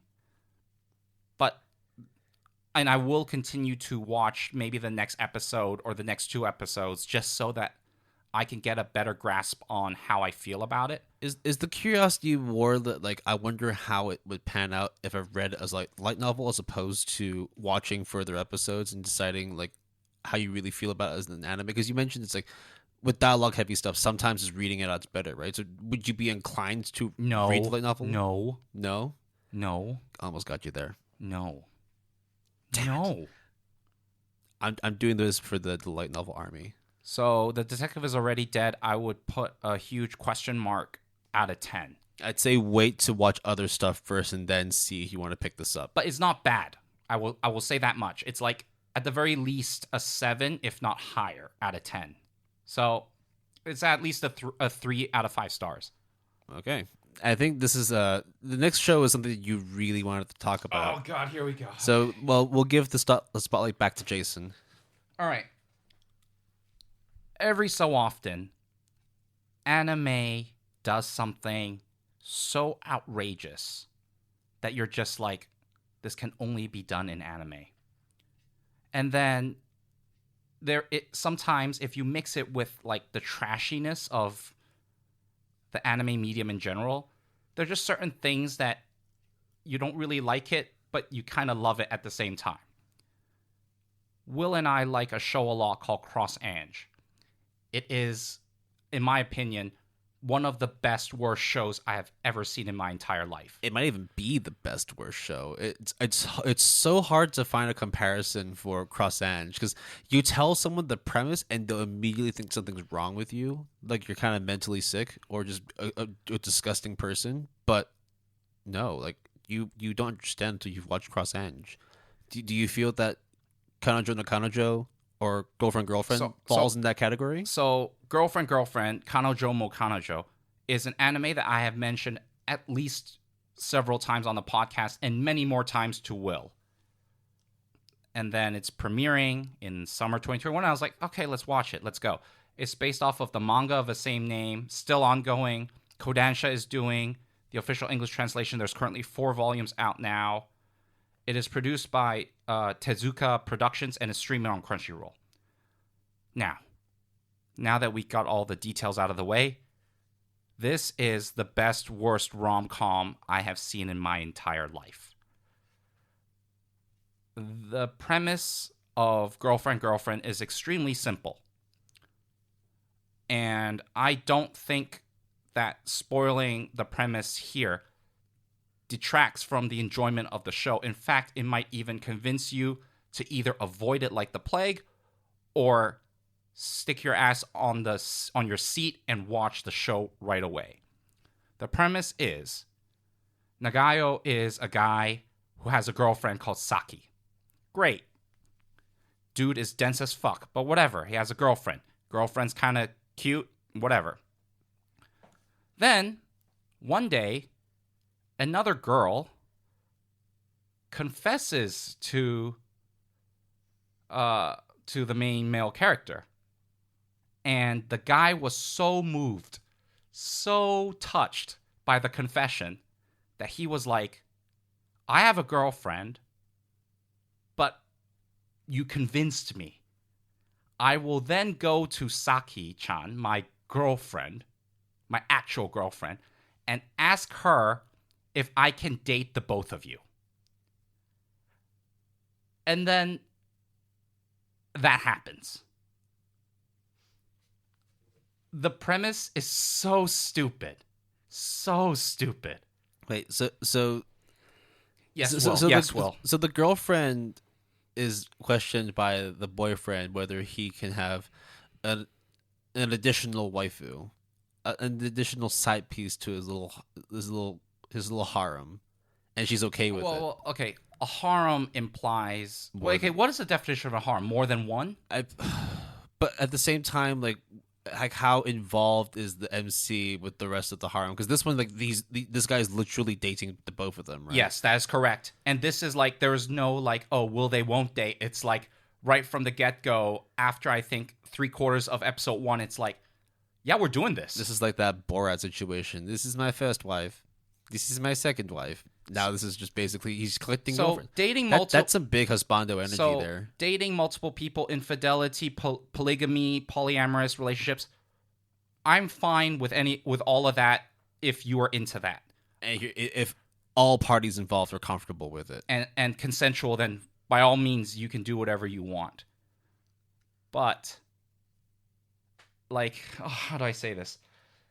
This show is so dumb, but it's actually pretty funny. You can say it's like, oh, is it like quintessential quintuplets, whereas like the 5 of them, but one of them eventually gets married to the main male character, but which one is it? Is it one of the 5? And here's the crazy part: 2 of the girls that are in the in the anime are voiced 2 of the quintuplets. To be precise, it's Nino and Yasuba. So for those who know. It's the sporty one and tsundere in the quintessential quintuplets. This show is... I don't want to say it's like Horimiya, except one respect, which is they actually talk about stuff that teenagers would talk about. They talk about, for example, okay, how's this going to work? Are we then going to have a threesome? And then hilarity ensues. Oh, one girl doesn't know how sex works, so she tries to find out how it works, and then it ends up blowing up in her face. And they are very upfront with certain things. Like, at one point, person A calls person B a slut. And then it's like, they talk about sexual intercourse. Now, it doesn't... no, I'm not going to say actually. But they talk about it. It's crazy. And the best part is, what I'm telling you, the premise, that is only the half or 3/4 of episode 1. It actually gets even stupider and crazier and more absurd. Brad, this just sounds like hot trash. It is so hot trash, but it is so good. You just can't help but like keep watching it. Okay, the OP is really catchy too. I really like the OP, but it is trash. But at the same time, you can't help but like it and also commend the anime on their energy and gusto, because they're kind of like, this is what we are. We're gonna do this, and you're gonna you just, if you don't like us, then fuck off. But if you like us, then here, come join in on the fun. My concluding thoughts about Girlfriend is this. Girlfriend is the show without common sense, but knows that it has no common sense, and uses it to its advantage. It's the guilty pleasure of this season, of this anime season, 100%. Potentially a dark horse candidate. 7.5 out of 10, I guess, but more 8 than 7. It's hella dumb, Will. Well, I'm glad you're enjoying it. There was one point when I was watching it that I literally paused the episode, took off my headphones, and was like, I need a moment. There's no way that just happened, but it did.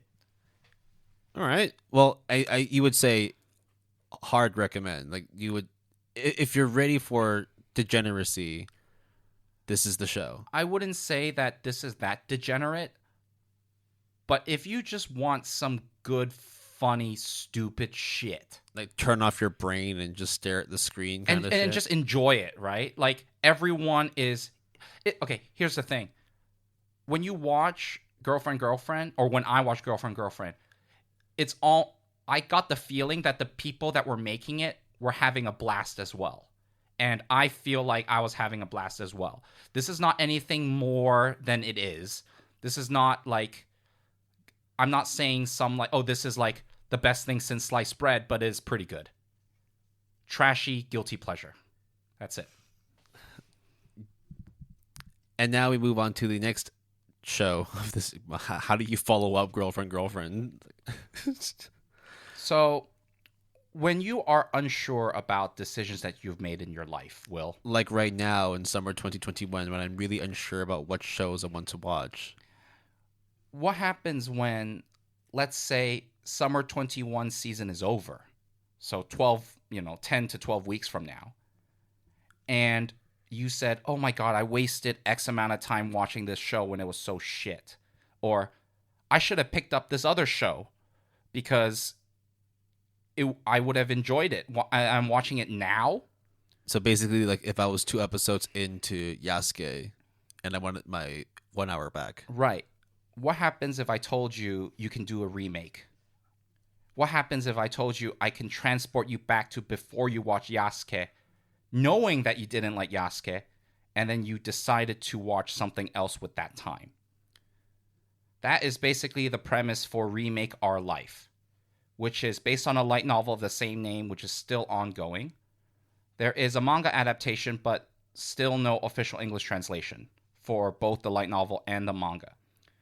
It is produced by Studio Feel, which I know very well as the Snafu studio. And I like Snafu a lot. I think it's like what was it? My student comedy cannot be. We just call it Snafu because the title is so goddamn. My long. youth romantic comedy is wrong as expected. There you go. So that is Snafu, and Studio Feel also made Remake Our Life. You can find the anime on Crunchyroll, and the first episode is a double header. So similar to The Detective Is Already Dead. As I was sort of playfully alluding to earlier with Will, the anime is about a guy who is in his late 20s, and he's kind of like down in his dumps and just like failing at life, as they say.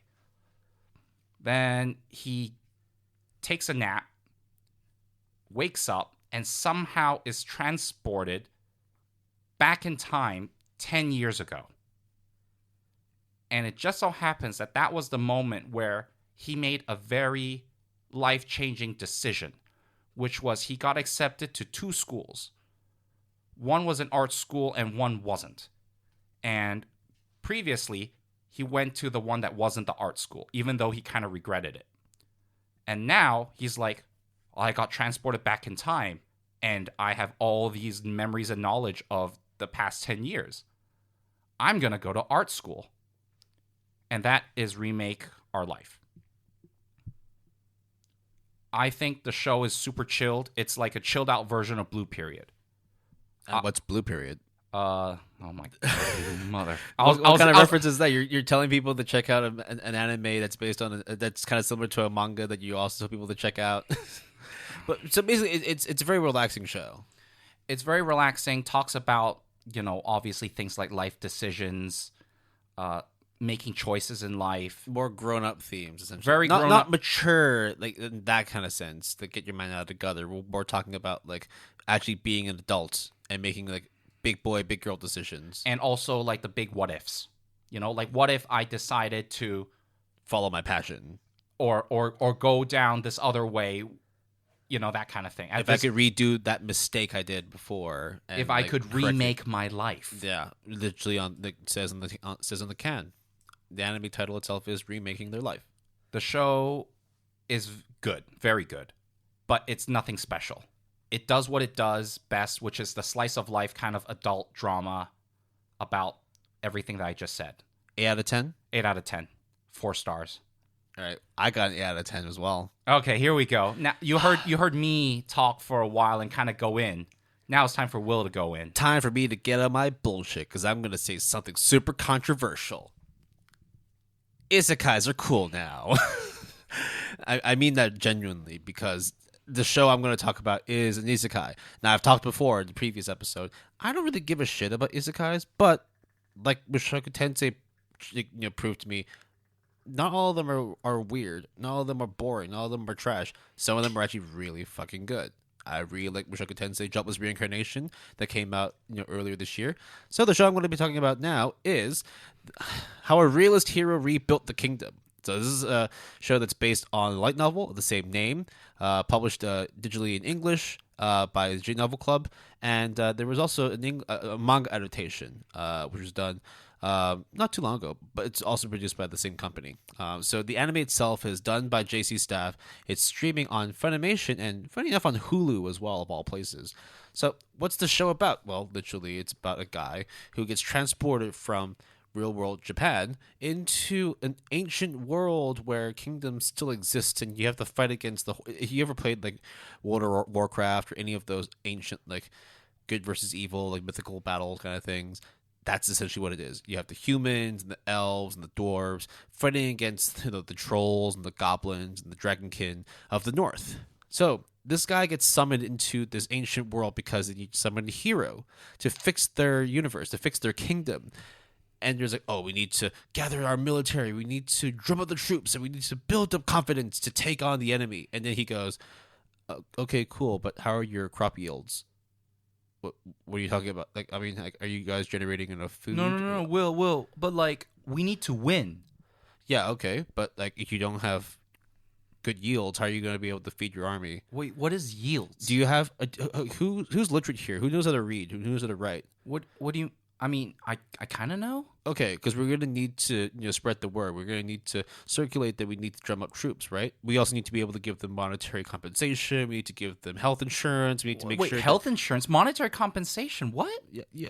This is an isekai you can world, only man. run this world if everybody here is fiscally responsible and they can see that this kingdom is run like garbage, and that's literally what it is. It's a guy who just goes in and just admins the fuck out of this world. He gets in, immediately employs the most literate people to start writing new rules and legislations for the kingdom, and then starts literally recruiting people. It's like, oh, if you recruit somebody for me, I will pay you 30% of a finder's fee. And that was fucking hilarious, because that was just like, this is as mundane and as boring a topic ever. Like, who the fuck cares about HR and administrative work? This is what the show is, and it's fucking hilarious, because you then have this guy who says we need to build up an army, but it turns out that the price of wheat has dropped, so that people started growing more cotton, but then because of high cotton yields, it meant that it actually changed the supply demand, because now there's so much supply of cotton that it actually drove down the price of cotton, and now you guys have no more money, so now you have to revert back to making growing crops for wheat. It sounds boring. It sounds dry, but it's actually really damn good. Sorry, I just woke up. How long was I out? We're on episode 3 now. So now it's like you're just sitting there wondering, why is this show great? And it's because of the fact that it's very literally real. It's a very the realist. It is. It is literally just like a good interpretation of what it would be like if you were to run an ancient kingdom with modern societal norms, right? How to actually create a fiscally responsible, economically viable country. and it was just like it was the shit for me. I really fucking like it. It's dry humor, but it works. It kicks you in the teeth with how dry it is. I can't help but recommend it. The music is fun. I actually like the OP as well. It's actually pretty good. It's pretty dope. I actually haven't skipped it so far. Okay. How many points out of 10? How many stars out of 5? It's 8 out of 10, 4 out of 5. Okay. Straight away. All right. I don't know if it'll exceed anymore, but it's good. Okay. The next show that we will talk about is The Duke of Death and His Maid, which I watched. It's based on the manga of the same name, which is still ongoing. There's official English translation announced by Seven Seas Entertainment for May 2022. It is produced by JC Staff, which also produced Realist Hero, right? They did JC Staff did that. And it's streaming on Funimation. Now, Will likes a Netflix show a lot called High Score Girl. High Score Girl Top 10. Is a 3D anime. It turns out that they are also done by JC Staff. Turns out that within JC Staff, there is a studio or kind of like staff members that's called SMDE, Shogakukan Music and Digital Entertainment. And they also did The Duke of Death and His Maid, which is to say that The Duke of Death and His Maid is done in 3D. The 3D is actually not that bad. And it looks very interesting when it's compared to the background. The background has that kind of canvas looking, like an art canvas, almost like oil painting kind of canvas. And then you have 3D characters. It's significantly better than High Score Girl in terms of graphical fidelity. That's not to say that it is better than High Score Girl, but that's noticeable. The story is a love story between a guy called Bochan, who has whatever he touches dies. So then it talks about her interaction with his maid, and kind of them in love with one another. It's good, kind of. I mean, like, what's the? I mean, it sounds. I hate this. It doesn't sound all that interesting.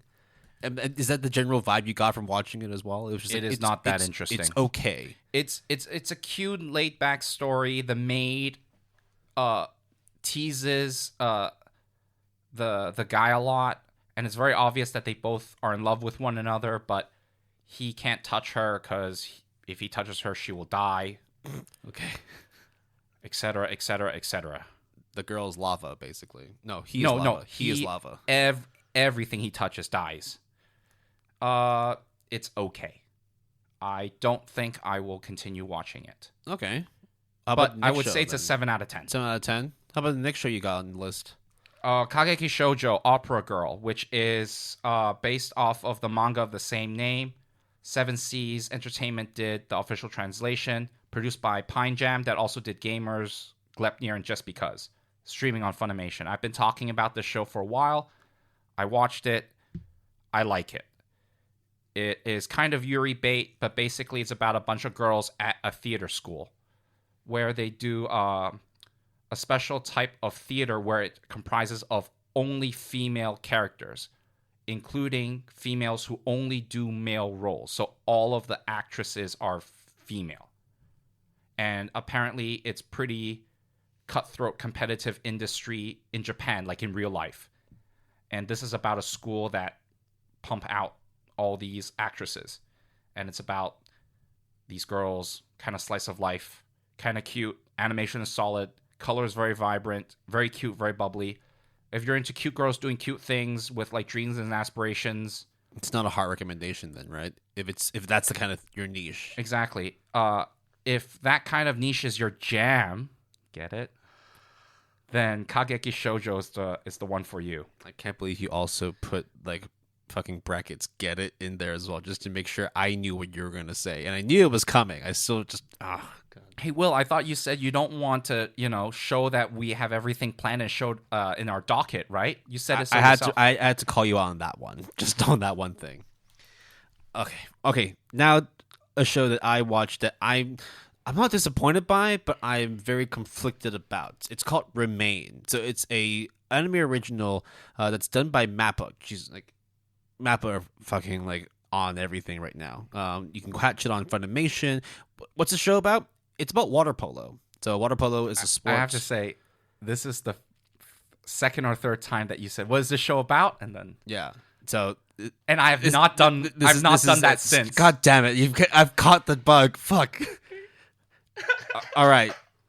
Anyways, what is this show about? This show is about water polo. Water polo is an aquatic sport that's usually played in a pool with 2 goals on each side and a team of 7 players on each side. 1 goaltender and 6 outfield or swimming players. And you used to play water polo, right? I played a little bit of water polo in high school, so I thought, hey, this is cool. I haven't seen a water polo anime in ever, so why don't we check it out? The thing is, 2 episodes in, I still haven't watched any water polo be played. Nothing has happened. They've only shown the pool in the last 5 minutes of the second episode, and then the third episode's airing tonight. So I can't really say much about it. It's very like slice of life high school right now. No water polo, so I can't really report on that. I'll only be able to tell you more about it later on. But if you have any hopes of it being a good show, you should check it out. At the very least, the music and the animation's good. So it's not like top tier Mappa, but it is okay. So it's a sports anime, but not really about sports. It's literally just anime. Okay, got it. Right? Because it's sports anime without the sport. All right, we're gonna just power through this. Life Lessons with Uramachi Onisan. I watched it. It is based on a web manga of the same name, and there is a manga adaptation, a 2-volume English omnibus published by Kodansha. Produced by Studio Blanc and streaming on Funimation.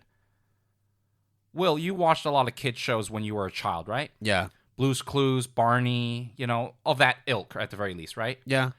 I mean, like some Sesame Street. Yeah, Sesame Street, definitely. I think I was the generation after Dora the Explorer. I didn't watch Dora the Explorer growing up either. But what happens when you watch Blue's Clues or when you watch Sesame Street and the hosts, like the human hosts, are just bitter and down with life, and it's just like they're not assholes, but they're like realists in a way. Basically, they're the embodiment of real life sucks. Yeah, basically. So this is that show. It is like a gag comedy about a children's show being filmed, and the co-hosts and their interactions with each other or the staff or with the kids. And it's kind of funny. One of the things you actually brought up to me before as well was that like the voice acting cast for this show is very stacked. good. It's very good. I actually found it funny that like the people who are voicing these characters have also done stellar works for other shows, but that you tell me this is about people who hate life and are just like trying to get through the days and not suffer anymore. Like pain, like existence is pain, and like these are the voice actors that are doing the voices. So Uramachi Onisan is voiced by the same person who did Araragi from the Monogatari series and Azaya from Durarara. Or the volleyball coach in Haikyuu. So big roles. Yutano Tadano is voiced by Nana Mizuki, which is a very well-known J-pop singer and also voices Hinata from Naruto / Boruto. Hinata Hugo. Yeah. Hugo. Fuck. Whatever. She's very, very reserved, quiet, timid in Naruto. And Boruto. She's also in Symphogear as one of the idols. So she can sing, and then here she is like a washed up singer who is just, I don't even know, so like down in the dumps. Okay, and then the third host is voiced by the mad scientist in Steins Gate and Tsukiyama from Tokyo Ghoul. That one I actually like the most because the mad scientist from Steins Gate is you could hear how bitter he is with real life. So here is. I don't know if this actually takes place in the anime that I watched, but it kind of gives you that vibe. So it's like, okay, guys, let's count backwards from 3, kids. 3, 2, 2, 1, 1, 0, 0. And it's like, 0 is like life. There's nothing. There's nothing. There's just void. And all the kids go like, what's going on?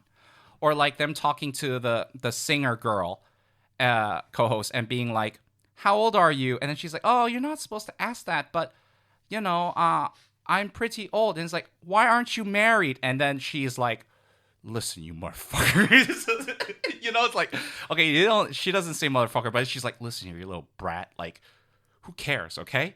I'm trying to find my life goals, okay? And I'm struggling when I'm 30-something and I'm not married and I have a dumbass boyfriend. And it's just like, the kids are like, oh my God, what the fuck's going on? And the director's like, cut. That is Life Lessons with Uramachi Onisan. Sounds like a good show. I'd be down to watch that, actually. It's a 7.5 out of 10. More 8 than 7, actually, now that I think about it, rather than more 7 than 8. Okay, the next show, Miss Kobayashi's Dragon Maid S, which is the second season of Kobayashi. I can just say real quick, this is probably one of the best animes this season. It's the sequel, season 2 to Kobayashi Dragon Maid. So if you're not watching season 1, what are you doing with your life? Okay, to be fair, Will hasn't watched it. Will is doing pretty fine with his life. Kana is still... That was a very nice take back, huh? Thank you. Like, I am actually doing fine. Don't worry, Mom and Dad. Kana is too cute, needs to be protected at all costs. The tone and everything hasn't changed. They introduced new characters, but it's just really good. But that is it. Nothing else to mention. It's really, really good. It's just a beautifully done show by KyoAni about girls with huge tits, right? Yes. There. And the new character has massive tits. Okay. Like, I wonder why people find this show interesting. Well, watch it and find out. One day. The OP and ED is done really well, and it's also sung by the same people that did season 1. So that's it. On to the next one. The Aquatope on White Sand. Have we confirmed how to pronounce that? Aquatope? Aquatope? Whatever. The aqua of the white sand. Aquatope E. How about that? Yeah, the Aquatope E on white sand. Pretty interesting show. It's done by PA Works, and it's currently streaming on Crunchyroll. It's an anime original, and it is, again, one of 2 shows, the other one being Case Study of Vanitas, that has confirmed a 2-cour anime, so 24 episodes. Streaming on Crunchyroll, okay. It's very relaxing watching the show. There's a lot of blue, and it makes sense. It's very calming. So if you watch other works by PA Works, namely Shirobako and Sakura Tricks, this is basically that, but with aquariums and sea creatures. Which is to say, it features rather somewhat flawed, maybe even in some ways broken individuals who are all women trying to figure out stuff in their life and then being bonded by an occupation or a theme. In Shirobako, it is anime creation. In Sakura Tricks, it's about tourism in a rural village. And in Aquatope, it's about aquariums. It's kind of Yuri Beatty, super chilled, super beautiful, and the music's pretty good. What do you think, Will? I thought it was okay. I could definitely tell you vibed with it a bit more than I did, but I'd say it's still a good recommendation. There is a shoujo ai anime, not anime, shoujo ai manga called A Tropical Fish Yearns for Snow that I really like, and this is almost like that exactly. So if you've ever heard of that manga and you like that manga, you need to watch this show. The final show that we watched, well, specifically that I watched, of the summer 2021 season is called Meikyu Black Company, or The Dungeon of Black Company. Now, again, this is another isekai, but this is actually based off a manga, not based off a light novel. So it's produced by Silverlink, and Silverlink's done a few shows this season. Yeah, I know. And it's also streaming on Funimation. So what's this isekai about? So why the fuck am I watching isekais? Because this one's also really damn dry. So it's about okay, to be fair, you weren't going to watch it. I mean, actually, both of us weren't going to watch it. And I was just like, fuck it. I've already caught up on, Aquatope. I've caught up on Remain. I've caught up on Realist rebuilt a kingdom. Why not? I just picked it up. I mean, And I it was wrote a good decision. I wrote question mark, and then I was like, either one of us could watch it as an optional thing. And I'm glad I picked it up because it is so dumb and dry. What's it about, Will? So it's about a NEET or a hikikomori, just basically like a shut-in in Japan who manages to amass a lot of wealth through hard work and is able to acquire 3 large residential buildings. It is essentially the quote-unquote king of his little palace. He doesn't need to do a single thing. Never needs to go outside. He's ready to enjoy life. So he's a landlord. Yeah. All of a sudden, boom, a hole opens up. He gets sucked into a new world, and now he's a lackey. He has to work as a miner for a mining company to mine this crystal called Demonite. And so now he is at the bottom of the social rungs again, and he has to work his way back up. But rather than doing all the hard work, he's just like, I worked so hard in my previous life. I'm not going to fuck around and do this shit. So he starts coercing people to join like trade unions. He starts trying to get people to, he starts trying to get people to listen to his sob stories. It's like, we will not take no shit from the people who stand above us. They're going to give us equal rights. They go on strike? Yeah, they go on strike. Yo! There's an episode where they actually start conversing with other creatures that live under the dungeons who are like, they don't ever interact with humans. They're actually seen as natural enemies. But then he's like, why are you trying to kill us? We're helping you. Wait, what happened to you? You're missing a leg. What happened? When was the last you get a day off? How many days do you work a week? Like 7 days a week? Like 28 days a month? It's like, I've been working every day for the last 25 years of my life. What? Wait, you didn't get no compensation for overtime? You have no health insurance? When was the last time you saw your family? We're all part of the same cluster. We all came from the same egg. We only serve the queen because we're all technically family. And I was like, oh, so like you're doing everything for the queen, but she never gives anything back to you? It's like, that's what our job is. No, that's not what you're supposed to do when you serve the queen. And then the creature's just like, what's going on?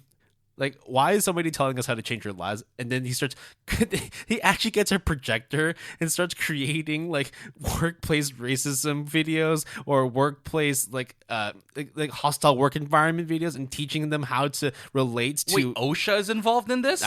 There's a lot of weird shit. It's actually fucking hilarious. Granted, the Mal score is not great, and I do agree with it. It's more a 7 than an 8, but there's just something about the show that makes me relate to it very, very much. I think it's just barely above a 7. I think it's like a 7.07. It's a good show. I quite like it, but again, it's personal biases because I really like dry shit that really should have no existence whatsoever in the realm of anime or anything, but it's good. I can't believe it, but the two frontrunners for animes of summer 2021 for me are both isekais and both dry as hell. All right, Will, we have gone over all 15 shows that we wanted to cover. You watched, I watched, or we both watched. Okay, exactly. Now, let's just do a quick rundown of keep or drop after we have consumed all that we did. Sunny Boy. Keep. I keep as well. Peachboy Riverside, I will keep. I'll check it out. Like the hesitant keep. Case Study of Vanitas, I think I'd say the verdict's still open. I think keep as well, just to see what's up. Villainous. Keep, because it's just more. Detective is already dead. Yes, keep. I think keep based on curiosity, but I'm prepared to drop it. Kanojo? Hella keep. Okay, so that's piqued my interest. I'd be down to checking it out. Remake Our Life. Yeah, I'll keep. Okay, I keep saying keep for all this shit. How a realist rebuilds the hero, yep, I say absolutely keep. But now, the Duke of Death and his Mage. I'd say drop. That one's a drop. My first drop, yeah. Opera Girl, Kageki Shoujo. Keep, but like also like we'll see how it goes because it ticks all the right boxes, but it's not great. I don't know. Remain, for me, drop until further notice. At the moment, it's not really worth picking up, but when things start to get interesting, I will let you know, and at that point, it's either a drop or a keep. We'll check back in 2 weeks. Life Lessons with Uramachi Onisan. For me, it's a keep with an asterisk, which is, I'm pretty sure it's just going to be more gags, and that's it. But what I like, I will keep, but I might watch it sparingly or, watch it throughout, whatever. Like, yeah. Kobayashi Dragon Maid S? 100% will keep. Aquatope, I will also keep. I'm indifferent. And then Black Company. If you like Realist, watch Realist. if you really like the realist, then watch Make You Black Company. At the moment, I rank one higher than the other, but they're both decent watches.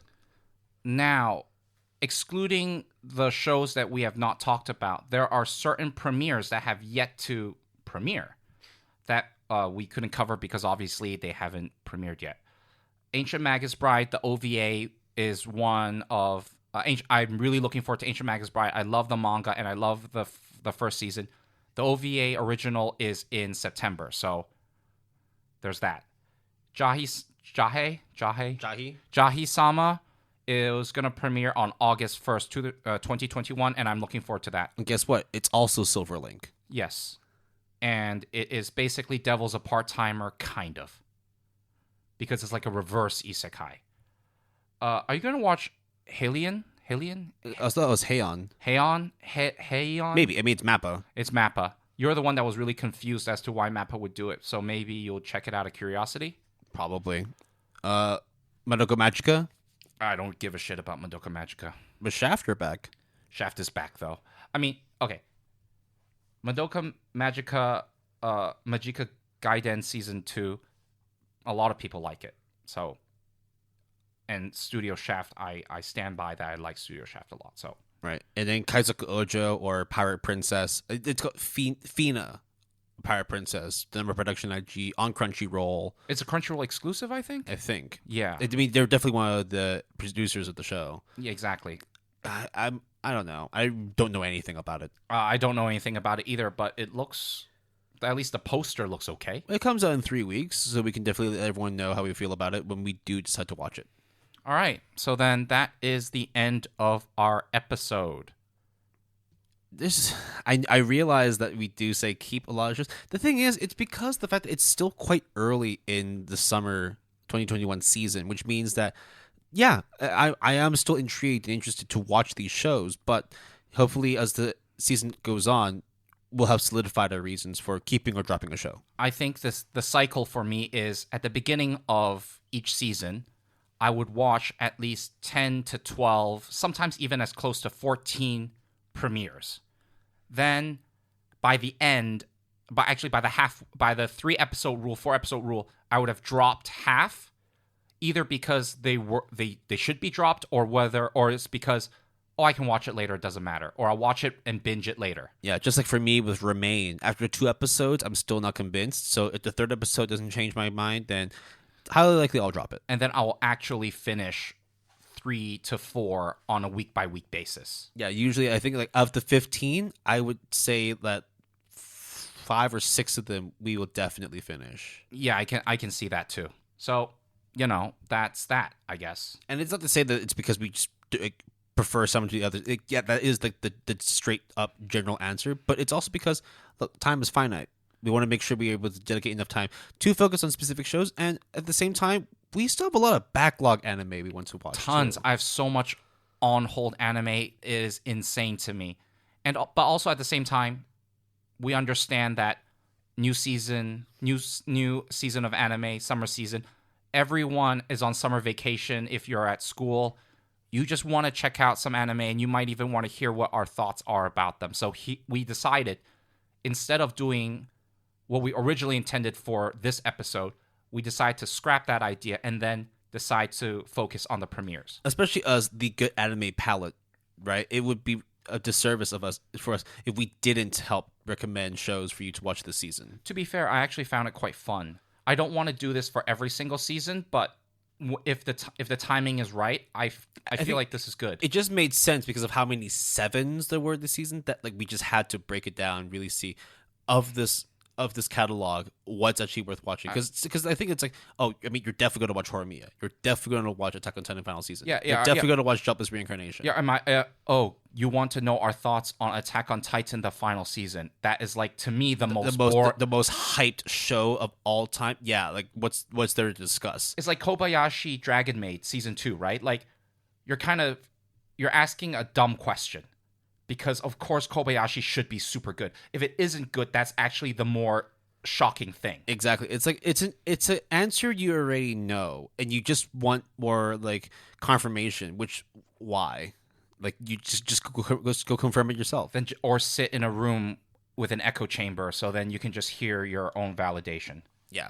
So there's always going to be shows that are like you need a little more clarification before making a move on, and then there's always going to be shows where you're like you feel after 3 episodes you made a mistake, and that's what we aim to do with today's episode, to at least give you an insight of what to do, what not to do. And it just so happens that this summer season has a particularly large amount of those kind of middle of the road, I am not sure whether or not I should keep watching or drop it kind of anime. That's it. So this is a good resource. And then moving on with the rest of the season, we'll start watching more shows. We'll really solidify our reasons for watching and not watching certain shows. And we're also going to be diving deeper into other themes, other analyses. It's going to be a fun season. And backlogs as well. Not to mention, new music as well, right? I'm not sure you all heard, but we got some new music to talk about this time round. All right, so now time for the housekeeping. You could always reach us through our email, gapalette@gmail.com. That's GAPALETTE@gmail.com, all lowercase, all one word. You can also contact us on Twitter using the handle @PaletteGood. That's capital P and capital G, all one word. We also have a Facebook page at www.facebook.com/palettegood, capital P, capital G, all one word. We have a website, and we encourage you to check it out. You can visit our website at www.goodanimepalette.com, all lowercase, all one word. You can join us on Discord. The invite link is in the show description. Also, we have a My Anime List club. The invite link is also in the show description. Alternatively, you can just contact us, and we'll give you the invites to the Discord and or Mal Club, no problem. Now, music credits for this episode. Our intro music is Glitterati by Morrow. Our break music is Up and Down by Toby Tranter. And our outro music is Sunset Dew by Lupus Nocte. Our music was provided courtesy of epidemicsounds.com. If you're interested in using Epidemic Sound as a service, we have a referral link for you that is provided in the show description. Will, how did that go? I thought it was perfect. Wow. Spit like hot fire. It's almost like I had a script prepared. It's almost like you knew that you needed to do this, and therefore you had to get everything all written out. Nice little script you got there. Yeah, it was pretty good. I got a challenge for you. Do you want to watch the worst rated summer 2021 show?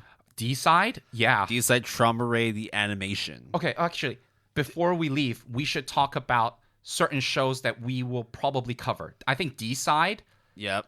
the shittiness of it, we just have to find out, right? Yep. I think I want to check out Nighthead 2041 because for some reason, there's 2 episodes. Episode 1 was the second or third highest rated episode on Reddit that week. I need to know why. I need to watch Scarlet Nexus because it's Sunrise. And Sunrise is like very hit or miss. I think Sunrise is like they've done Cowboy Bebop and they've done Gokias. They've also done Cross Ange. So they're bound to have they also did Planets as well. I forgot they did Planets. So look, there's definitely shows that we're going to cover. We might not cover them immediately in the next episode, but throughout the season, you're going to hear us talk about a lot of good shows, a lot of good anime. The one last thing that I would say of a summer anime show that I'm calling us out on right now is we need to watch Mother of the Goddesses Dormitory because it just might be one of the worst shows of the season. And it is just going to be uncomfortable. Let me just put it this way, Will. There is a censored and uncensored version of this show. Oh, that's always a good time. You know what else has uncensored and censored? Domestic Girlfriend. Yeah, but unlike Domestic Girlfriend, this looks like a shit show. You mean like Redo of Healer? Okay, not Not as tragic not and violent. terrible. This is going to be lewd as fuck. Oh, there's nothing violent about Redo of Healer. There's other things that make that show one of the worst things to ever air on TV. I just gagged in my mouth. Do you actually remember when I told you how Redo of Healer got banned in Germany? Yeah. So then Blu-ray DVD sales skyrocketed in Germany. Oh god. Okay. Hey, Germans, thank you for supporting the anime industry. You guys are great. And thank you for listening to the Good Anime Palette podcast. I think we are having Bits and Pieces episode 3, not this upcoming week. It'll come out the week after this episode drops. Yep. So stay tuned for that. Stuff would be out of date by then, but hey, if we're not going to release it as soon as possible, Hey, whatever, man. Our word is gospel. You listen to it anyway. you can hear how much of an idiot we were. Whatever. Or how right we are. We're always right, even when we're wrong. What? Yeah. I mean, I could be wrong, but I doubt it. If this is wrong, I don't want to be right. Yeah? Yeah, wrap your brain around that. All right. Kurt's done it. Anyways, thank you very much for listening to today's episode. We're going to crack on with more episodes, more new content throughout the rest of the season. Hey, who knows? We might be rolling out a new segment. We've already done After Darks. We've done bits and pieces. Something else might come up. Don't drop this bomb on me. I don't even know about this. What? This is where we end on the cliffhanger, right? Cliffhanger ending. Bye. Bye.